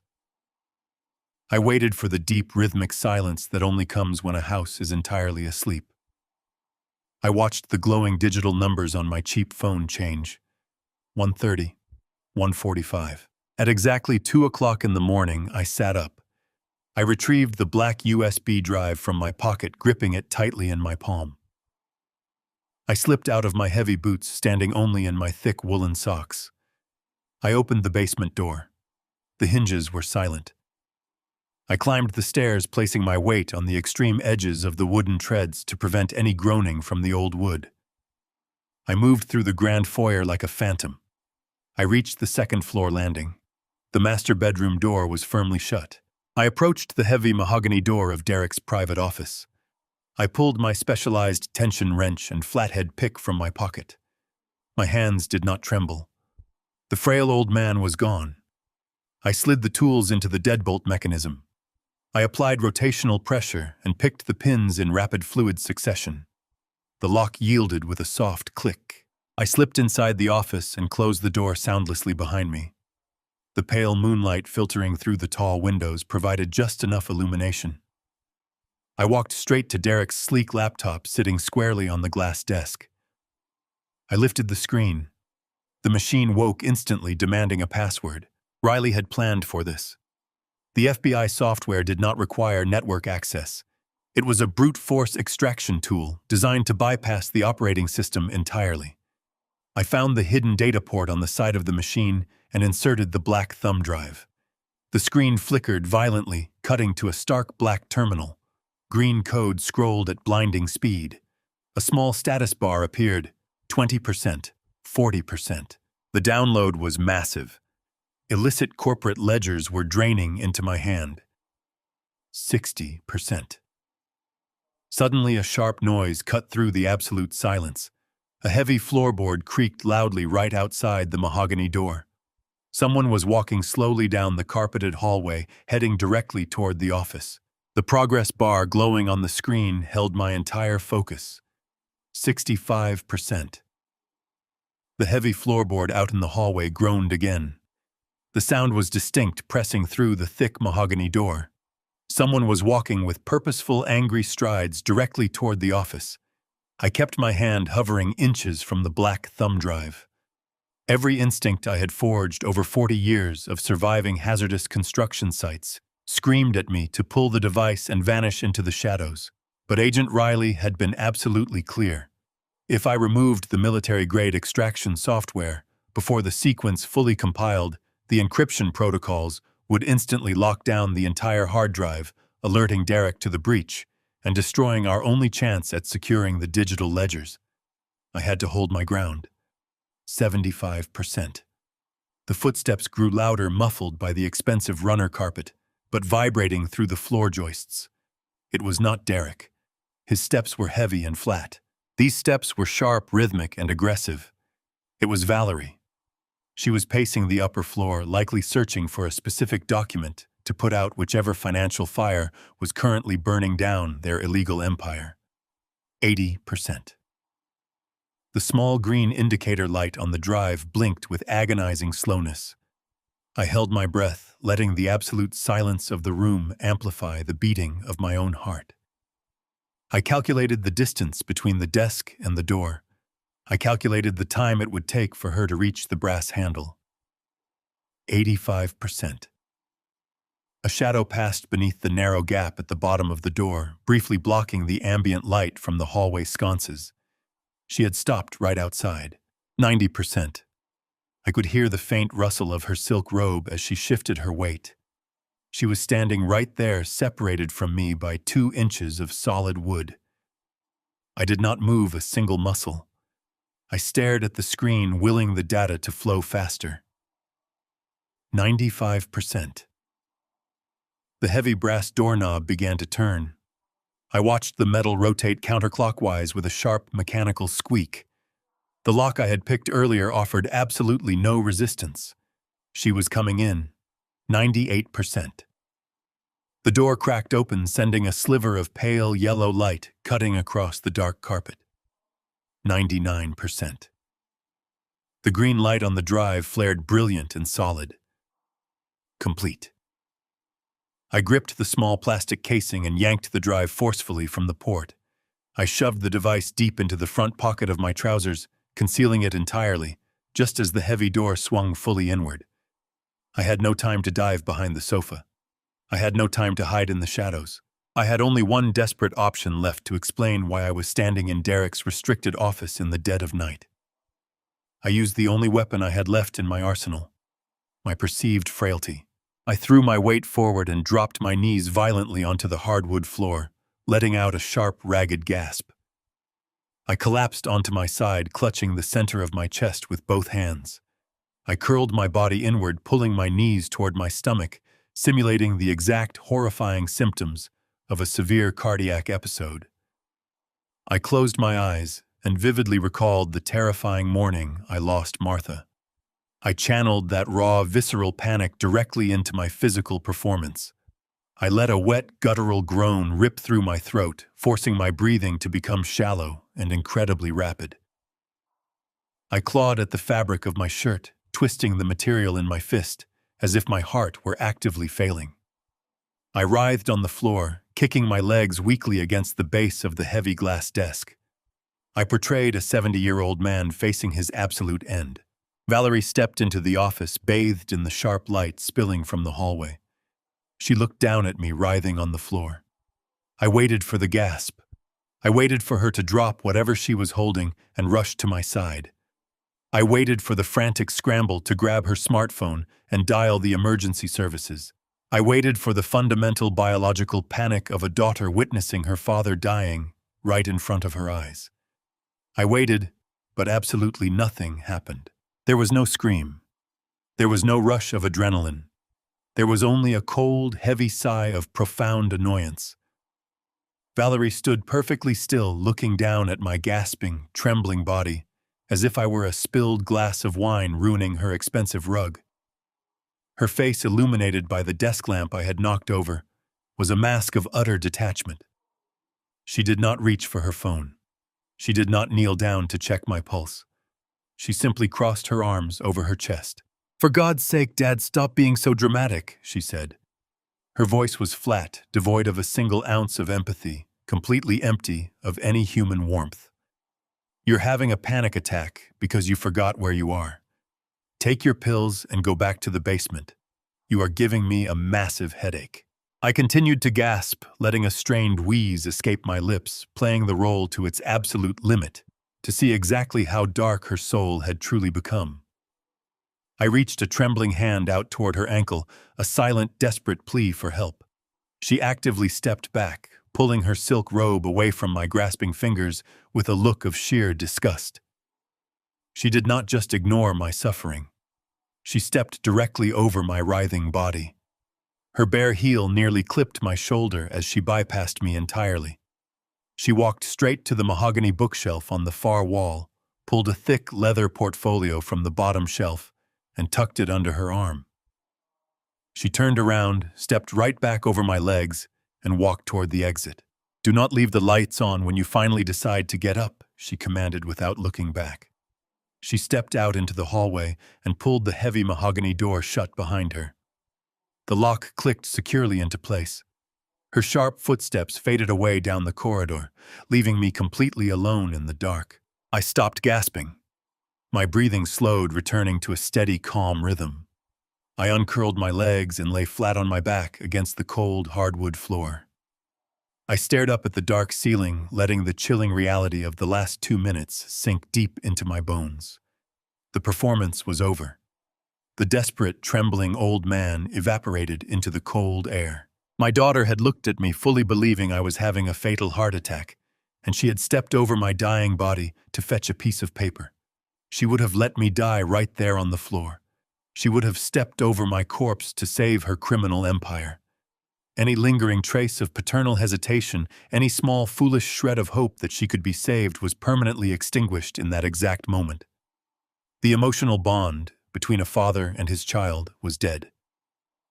I sat up slowly, my joints aching, but my mind was sharper and colder than it had ever been in my entire life. I reached into my pocket and closed my fingers around the hard matte plastic of the FBI thumb drive. I had the digital ledgers. I had the offshore accounts.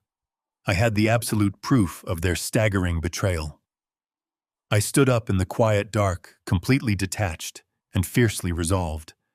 The trap was perfectly set. The morning air was razor sharp, carrying the bitter chill of a city that never forgave weakness. I slipped out through the heavy side door of the mansion long before the sun even considered rising. I did not take a coat. The freezing wind cutting through my thin flannel shirt was a necessary grounding force, a harsh reminder that I was still alive while my daughter actively waited for me to stop breathing. I walked 2 miles in the freezing dark, my boots hitting the pavement in a steady, relentless rhythm. I carried the black thumb drive in my pocket. It felt heavier now, weighted with the absolute ruin of the family I had broken my back to build. Agent Riley had chosen an incredibly bleak location for the handoff. It was an abandoned industrial park on the absolute outskirts of the city limits, a place where rusted fences and shattered concrete dominated the landscape. When I arrived, a black sedan idled near a decaying warehouse wall, the exhaust plumed thick and white in the freezing air. Riley stepped out of the passenger side as I approached. He did not offer a polite greeting. He did not ask about the horrifying reality of what I had survived in that house. He simply extended his gloved hand. I reached into my pocket and placed the black plastic drive squarely into his palm. He nodded once, sharp and professional, before gesturing for me to get into the back of the vehicle. I slid onto the cold leather seat. The interior of the car was completely dominated by a pale blue light emitting from a bank of rugged laptops mounted in the front. A young federal agent was furiously typing across a specialized keyboard. Riley climbed into the passenger seat and handed the drive over.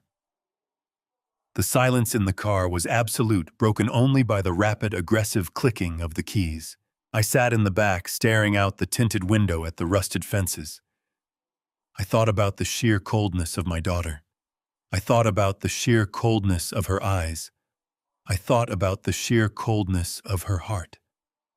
I had watched her step over my writhing body. She had stepped over my dying body. She had stepped over my pleading hands. That brutal image played on a continuous loop in my mind. It was a dark, obsessive repetition of pain that entirely severed any remaining threads of paternal affection. She was no longer my child. She was a hostile entity that needed to be dismantled. "We have penetration," the younger agent announced, his voice devoid of any emotion. "The decryption protocols are slicing through the corporate firewall. It is a massive data dump." Riley leaned forward, his eyes locking onto the cascading lines of digital information flooding the main monitor. I watched the reflection of the data dancing across his dark eyes.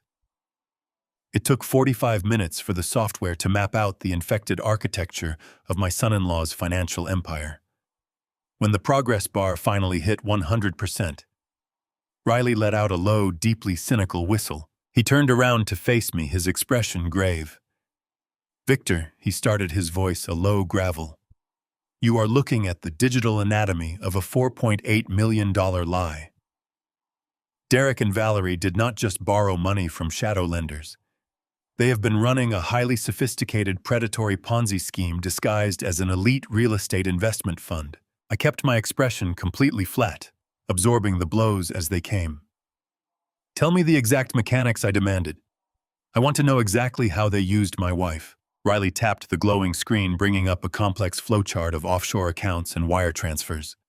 They were actively siphoning massive deposits from their high-net-worth real estate investors, he explained methodically. They routed the clean money through a labyrinth of shell companies in Cyprus. They needed a secure domestic resting place to park the capital where federal auditors would never look. They needed an identity entirely disconnected from the corporate world. They needed a ghost. They stole Martha's identity, I stated, feeling the bitter acid rise in my throat. Worse, Riley said, his eyes narrowing with deep disgust. They did not just steal her identity, they legally weaponized it. Derek used his corporate connections to establish a highly shielded trust at Sterling Bank strictly under Martha Jean Caldwell's name. They forged her signature on the establishment documents. They funneled every single stolen dollar into that account. Their ultimate goal was sickening. They were simply waiting for her to die. I stopped breathing. The quiet hum of the car engine faded into a deafening silence. They were waiting for her to die. The words echoed in my skull. They were waiting for her to die. The sheer predatory sickness of it made the blood freeze in my veins. Riley continued, his voice steady, but carrying a heavy weight of professional disgust. Once Martha passed away, the funds would legally transfer back to Valerie as a completely clean, untraceable inheritance. The stolen millions would instantly become a legitimate windfall. They would pay off the shadow lenders, keep the surplus, and walk away looking like grieving beneficiaries. They actively banked on her mortality to cash out their criminal enterprise. I sat in the cold leather seat, my hands curling into tight, trembling fists. They had monetized my wife's death. They had turned her eventual passing into a calculated financial strategy. The depth of their depravity was staggering. They had driven her into the ground and prepared to dance on her grave. My entire life had been a monument to hard work, and my only child had grown into a parasite that fed on our very existence. But there is a complication. The young agent interrupted, his fingers flying across the keyboard. He pulled up a secondary log on the main monitor. I am analyzing the access history for the Sterling Trust account. Something is not aligning with their extraction timeline. Riley frowned, leaning closer to the glowing screen. What are you seeing? The younger agent pointed to a highlighted row of digital timestamps. According to the internal bank records, the master access code for the entire trust was fundamentally altered. It was not altered by Derek, and it was not altered by Valerie. The biometric overrides were engaged in person at the bank exactly 2 weeks before Martha suffered her fatal heart attack. Riley looked at me, profound realization dawning in his sharp eyes. He slowly turned the laptop screen so I could see the indisputable digital proof. Victor, Riley whispered, his voice laced with absolute awe. Your wife did not just figure out that she was being framed. She did not just leave a cryptic warning. The bank logs are absolute proof. She walked right into the downtown branch, sat down with the managing directors, and triggered a massive security protocol. What did she do? I asked, my voice barely more than a ragged rasp. Riley looked directly into my eyes, a fierce respect burning in his gaze. She did not steal the money, Victor. She trapped it. The young agent tapped the keyboard, pulling up a secondary screen filled with dense legal parameters and security overrides. Riley pointed to the center of the monitor. 2 weeks before she died, Martha realized exactly what Derek and Valerie were doing. Riley explained, his voice dropping into a register of profound respect. She understood the magnitude of the offshore money laundering syndicate operating out of Valerie's real estate firm. But more importantly, she recognized the terminal threat they had engineered against you. She saw the forged corporate indemnity agreement. She knew they were positioning you to absorb the catastrophic fallout when the shadow lenders inevitably came to collect their $2 million debt. instead of confronting them, which would have simply tipped them off and allowed them to destroy the evidence. Your wife made a highly tactical decision. She put on her coat, took a cab downtown, and walked directly into the Sterling Trust branch. She sat down with the highest-level wealth managers they had on staff. I stared at the glowing screen, trying to visualize my quiet, frugal wife navigating the opulent, intimidating halls of a private invitation-only financial fortress. She had spent her entire life clipping coupons at our scratched kitchen table. Yet when faced with the absolute destruction of our family, she had marched into the lion's den without a single ounce of hesitation. "What exactly did she do?" I asked, my voice tight, the freezing cold of the car completely forgotten. Riley leaned back in his leather seat. "She leveraged their own greed against them," he said bluntly. The account was originally structured by Derek as a standard offshore holding trust, with Martha listed as the sole primary beneficiary. Derek retained administrative access through a forged power of attorney, allowing him to funnel the illicit real estate profits into the account without triggering federal oversight. It was a classic ghost account. But because Martha was the legally named beneficiary, she retained the absolute right to alter the fundamental security architecture of the trust. And she did. She completely locked it down. The young technician beside Riley pulled up a scanned document. It was a security mandate heavily stamped and authorized by a senior banking official. Martha enacted a dead man's switch. Riley stated, letting the gravity of the term settle into the quiet space of the vehicle. It is a highly specialized fail-safe security protocol utilized almost exclusively by extremely high net worth individuals who fear extortion or corporate kidnapping. She completely revoked Derek's administrative access. She severed the digital routing numbers that connected the trust to his offshore accounts in Cyprus and the Cayman Islands. And then she initiated a strict, unbreakable two-factor biometric lockdown. I looked at him, the pieces of the puzzle aggressively slamming into place. The lipstick code. Exactly, Riley confirmed. The alphanumeric code written in the back of the blue passbook is the first key, but it is entirely useless on its own. The second key is what makes her countermeasure an act of absolute genius. She tied the physical release of the $4.8 million directly to your living, breathing body. Riley tapped the screen again. According to the updated security mandate, not a single cent can be withdrawn, transferred, or liquidated unless Victor Caldwell is physically present inside the bank vault. You must provide a live biometric fingerprint scan, followed immediately by the manual entry of the passbook code. If anyone else attempts to access the funds, or if you are coerced into authorizing a transfer without being physically present to verify your identity on site, the trust instantly freezes and alerts federal regulators. A heavy silence fell over the vehicle. The sheer magnitude of what Martha had accomplished was staggering. My daughter and my son-in-law had spent years building a sophisticated multi-million-dollar criminal empire. They thought they were untouchables, insulated by their expensive lawyers and their dummy corporations. They thought they could simply sacrifice a tired old construction worker to appease the vicious shadow lenders hunting them down. But Martha had outsmarted them all. She had taken their $4.8 million war chest and essentially chained it to my heartbeat. They needed that money desperately to survive the impending collapse of their bridge loans. But they literally could not touch a single dime of it without me standing right beside them. I closed my eyes, feeling a sudden intense burn behind my eyelids. I forced it down, refusing to show any vulnerability in front of the federal agents. Martha had not been hoarding junk in that rusted tin box under our bed. She had been protecting the ultimate weapon. She knew her health was failing. She knew she might not survive the agonizing stress of discovering her own daughter's monstrous betrayal. So she turned her impending death into an impenetrable shield for me. By locking the funds behind my biometric signature, she ensured that Derek and Valerie could never simply discard me. They could not abandon me to the authorities or leave me to the mercy of the shadow lenders. They needed me alive. They needed me compliant. That is why they were so eager to move you into their basement, Riley said, echoing my precise thoughts. The very second they realized the account had been locked by your wife, They knew they had to keep you under their direct physical control. They invited you into their home to monitor you, to manipulate you, and to wait for the exact right moment to drag you down to sterling trust to unlock their stolen millions. They think I am ignorant, I said, my voice hardening into a cold, abrasive edge.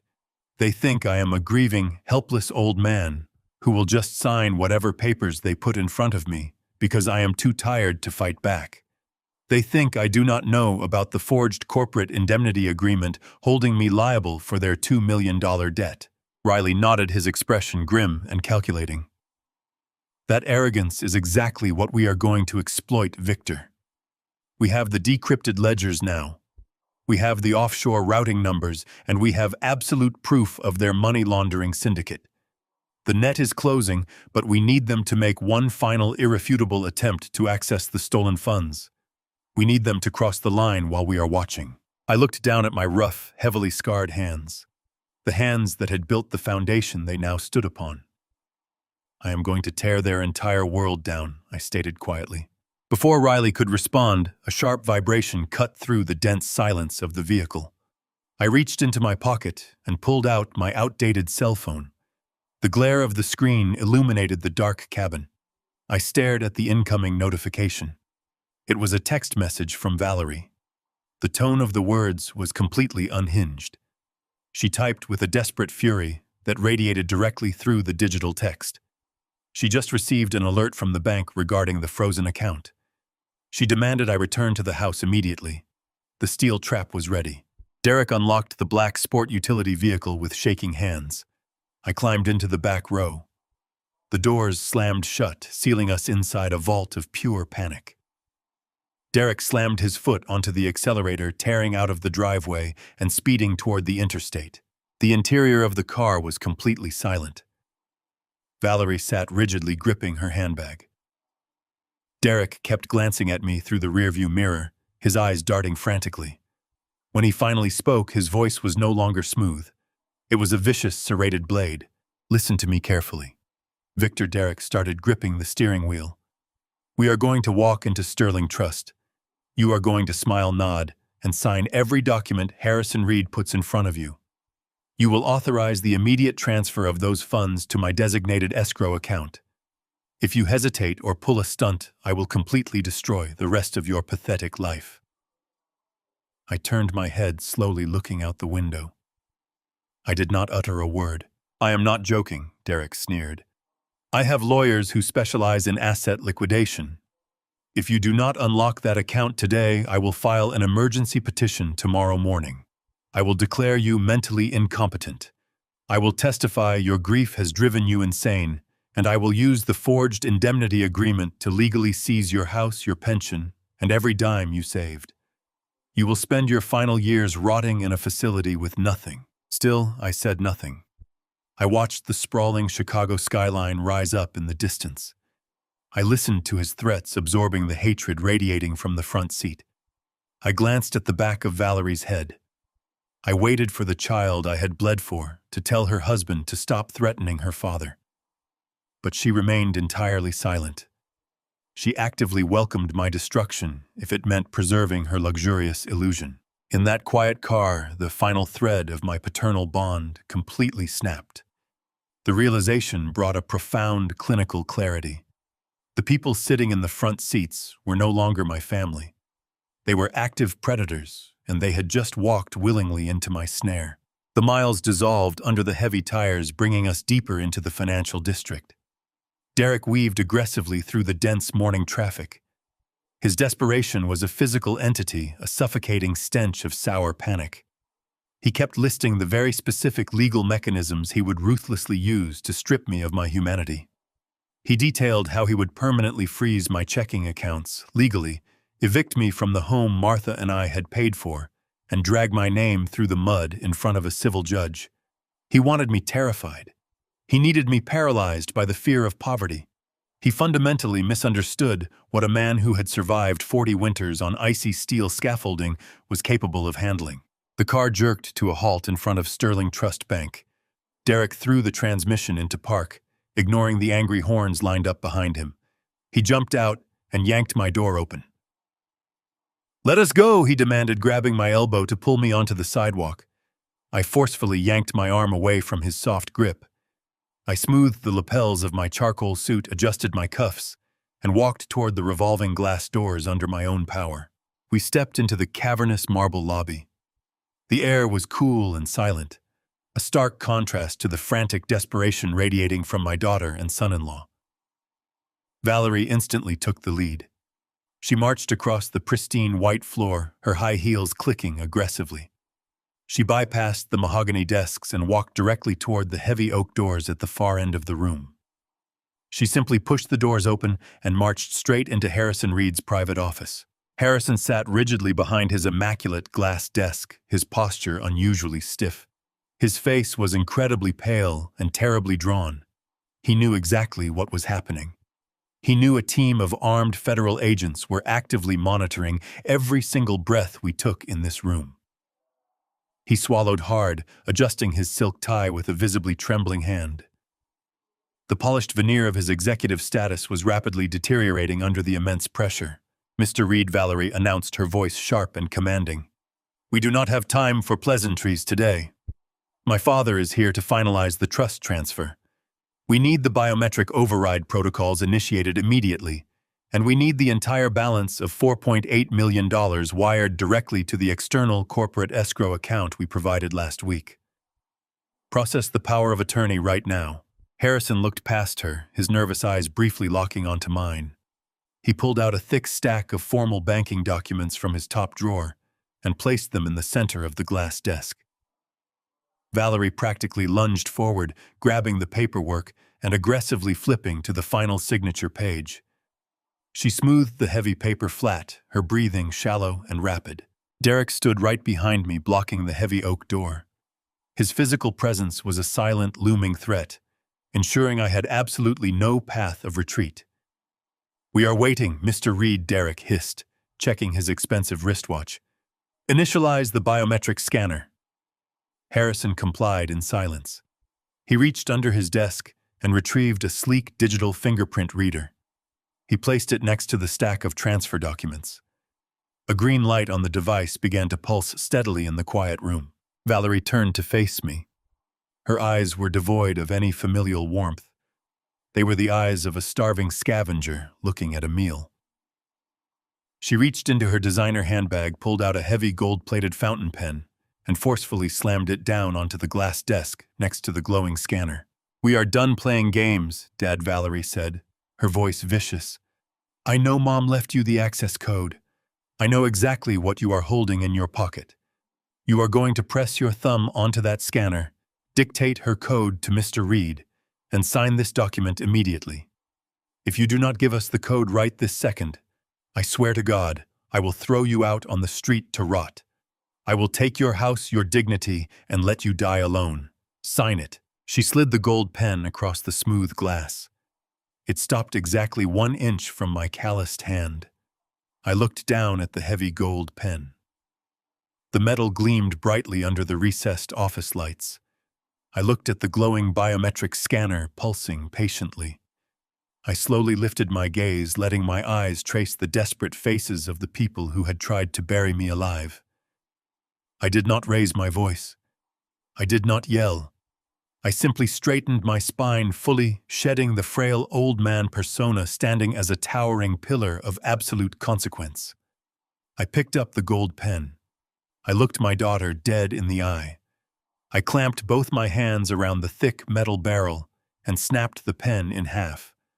I tossed the broken pieces onto the center of the glass desk. No. The sharp crack of the heavy gold pen snapping in half echoed like a gunshot in the sterile silence of the bank office. The 2 broken pieces clattered against the pristine glass desk, leaking a dark pool of black ink across the official transfer documents. Harrison Reed violently flinched in his high-backed leather chair, pressing his spine against the wall, as if trying to physically disappear into the expensive mahogany paneling. Valerie froze. She stared at the broken pen, her perfectly sculpted face contorting, as her brain desperately tried to process my blatant defiance. The delicate, sophisticated facade she had meticulously maintained for the entire corporate world completely melted away in a fraction of a second. It revealed the raw, vicious, and deeply greedy creature hiding just beneath her expensive skin. The air in the room grew heavy and suffocating. The glowing green light of the biometric scanner pulsed rhythmically, a silent witness to the complete collapse of their criminal empire. Valerie lunged forward, slamming both of her palms down onto the glass desk with a terrifying force. "You are nothing," she screamed, her voice tearing through the quiet room with a shrill, piercing pitch that made the heavy glass doors rattle in their frames. "You have absolutely nothing without us. You are a pathetic, washed-up old man who spent his entire life building a worthless, mediocre existence. We gave you luxury. We gave you a place in a world you could never comprehend. And this is how you repay us. You are ruining everything because of your stupid, meaningless pride. You will place your thumb on that scanner right now. If you do not give us the access code, I will make sure you spend the rest of your miserable life begging for scraps on the street. I will bury you so deep you will never see the light of day." Her chest heaved with ragged, desperate breaths. She was entirely unhinged, consumed by the terrifying realization that the millions of dollars she desperately needed were permanently locked behind a wall she could not break. Derek stepped out from the doorway, his face pale and completely slick, with a thick layer of panicked sweat. His corporate composure was entirely gone. He looked like a cornered rat. He reached out to grab my shoulder, trying to physically force me toward the pulsing green scanner. "Listen to your daughter, Victor," he stammered, his voice trembling with a pathetic, cowardly whine. "You do not understand the people we owe. They will kill us. They will kill you. Just sign the papers. Just give us the code. We can fix this right now. We can walk away clean. Please, Victor, do not do this to us." I did not flinch. I did not step back. I reached into the inside pocket of my charcoal suit jacket and pulled out the small, worn blue passbook.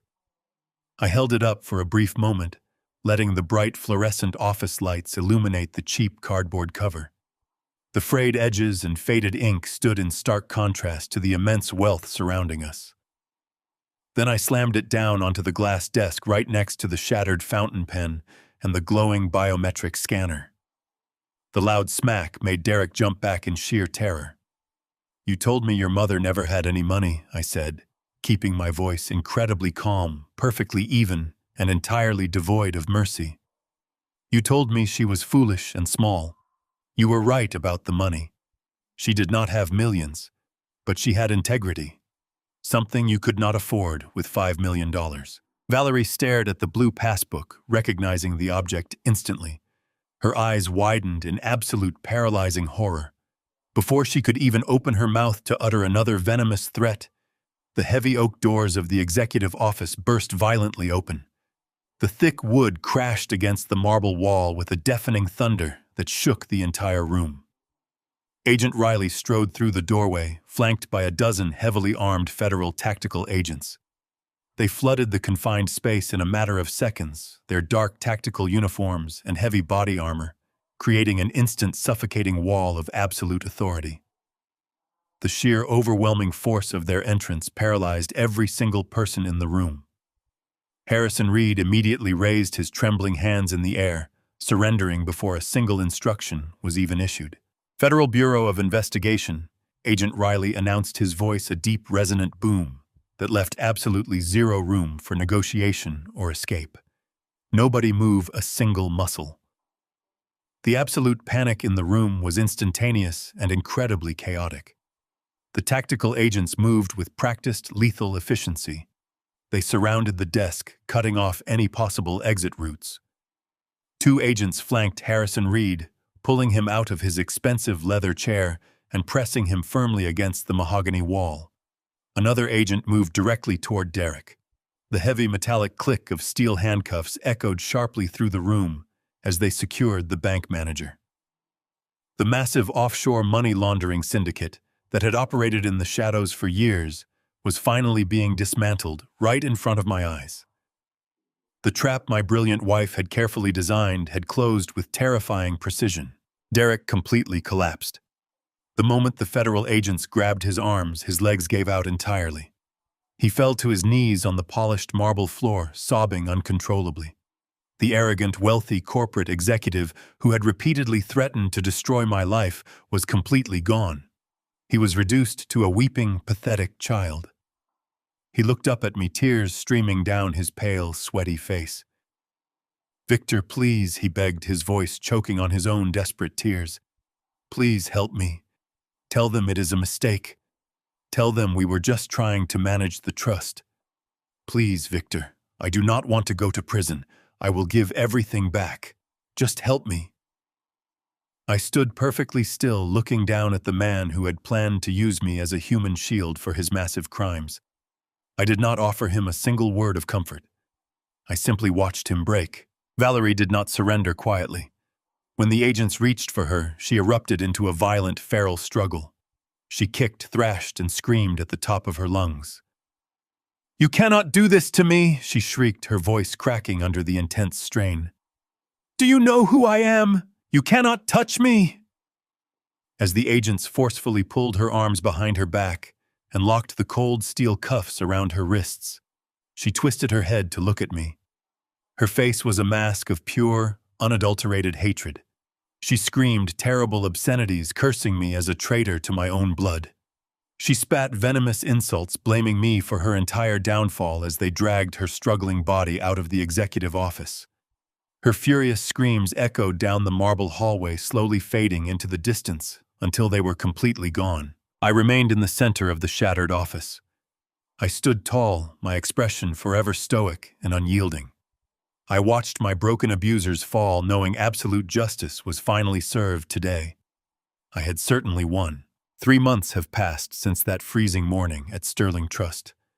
The dust has finally settled over the absolute terrifying wreckage of my daughter's life. Valerie and Derek did not get to walk away. They are currently serving lengthy federal sentences in separate penitentiaries. The massive, sprawling mansion they bragged about was seized by the government, along with every imported car, every designer suit, and every single dime of their stolen offshore accounts. The shadow lenders they feared so deeply were rounded up in the subsequent federal sweep, caught entirely off guard by the massive data dump Agent Riley secured from Derek's personal server. The criminal empire they thought made them untouchable evaporated like smoke in a strong wind. Because of my direct involvement and the extreme risk I took in bringing down the syndicate, the Department of Justice awarded me a legitimate whistleblower reward. The check was for slightly over $800,000. It was clean, honest money. I did not buy a sports car or take a luxury vacation. I used a portion of that reward to buy back the modest historic home Martha and I had originally shared. Walking back into that house was like taking my first real breath in months. The familiar creak of the hardwood floors, the afternoon light spilling through the bay windows, the simple, quiet peace of a life built on honest labor. It all welcomed me back. I spent weeks restoring the rooms, painting the walls, and repairing the front porch stairs that had bothered Martha for years. I stand in the living room now, a man who survived the ultimate betrayal by his own flesh and blood. The profound silence of the house is no longer a source of grief. It is a profound comfort. I no longer hear the hateful, demanding whispers of the people who saw my existence as a burden to bear. I only hear the steady, reassuring hum of a life reclaimed from the absolute brink of destruction. Every single morning is a victory. Every single evening is a quiet celebration of survival against insurmountable odds. I spend my early mornings on the porch drinking black coffee and watching the neighborhood wake up. I spend my afternoons tending to the small garden Martha loved so dearly. I often sit and think about her genius. I think about the sheer, unwavering strength she possessed. Her final act of love was not just a warning. It was a flawless, impenetrable shield that saved my life. She knew our daughter had been corrupted by greed, and she knew I would be completely blind to it until it was too late. By locking that money behind my heartbeat, she forced the truth into the light. She gave me the power to dismantle my abusers completely. The pain of losing Valerie to her own monstrous ambition will likely never fade completely. A father always carries the scars of his children, but the agonizing weight of that betrayal has been replaced by a fierce, undeniable respect for the woman I married. Martha protected me from the grave. She proved that true brilliance does not require an expensive degree or a corner office. It requires a deep, abiding understanding of right and wrong. My life is incredibly simple now, exactly the way it should be.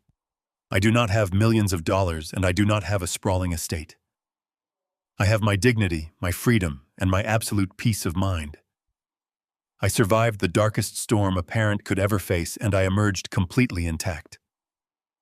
The cold winter has passed, and a new quiet spring has finally arrived in my life. The terrible chapter is permanently closed. The painful memories are securely locked away. I walk through my sturdy front door each morning with profound gratitude. I am safe. I am home. And I am entirely, wonderfully, and completely free. I spent my entire life breaking my back to build a solid foundation for my children, but I forgot one crucial detail. A house built on entitlement and greed will inevitably collapse. Blood does not give anyone a free pass to exploit you. Love should never be an excuse to endure abuse. Sometimes the most profound act of love a parent can commit is letting their children face the devastating consequences of their own actions. Integrity is the only currency that matters in the end. Everything else is just cheap paper waiting to burn in the fire of absolute truth. Have you ever discovered a dark secret about someone you trusted completely? How did you handle the ultimate betrayal? Drop your story in the comments below. If my journey gave you strength, please hit that subscribe button and leave a like.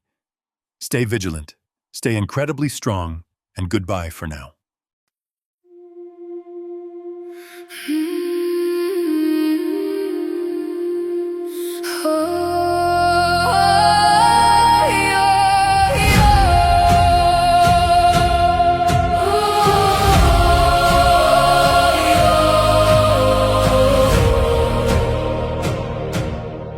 I used to ride upon your shoulders, thinking you could touch the sky.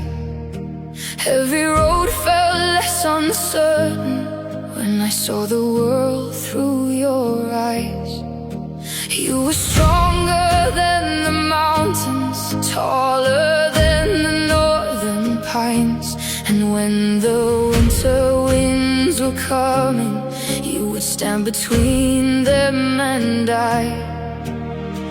Time kept moving like the river, years slipped slowly out to sea. But no matter where life took me, you were always part of me. I am my father's daughter, in every step I take, in every time I choose to stand. When it's easier to break, I carry your courage in my heart, your fire inside my soul. And though the years keep moving on, your love still leads me home.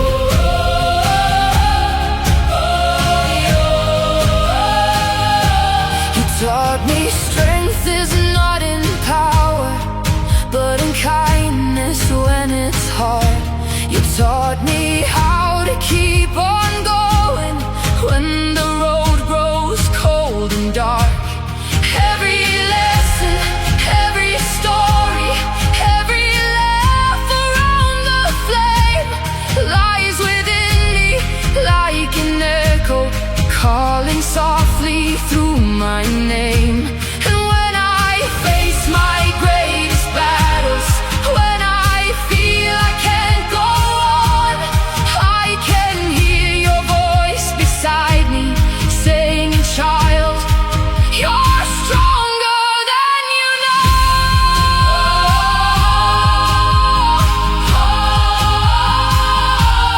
I am my father's daughter, in every step I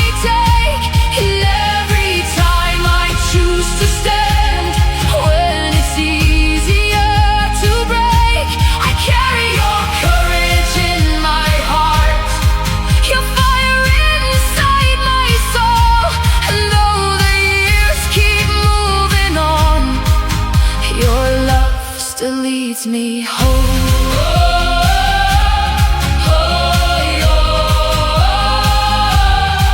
One day the snow will cover footprints, one day the fire will burn low, but the things a father gives his daughter are the things that never go.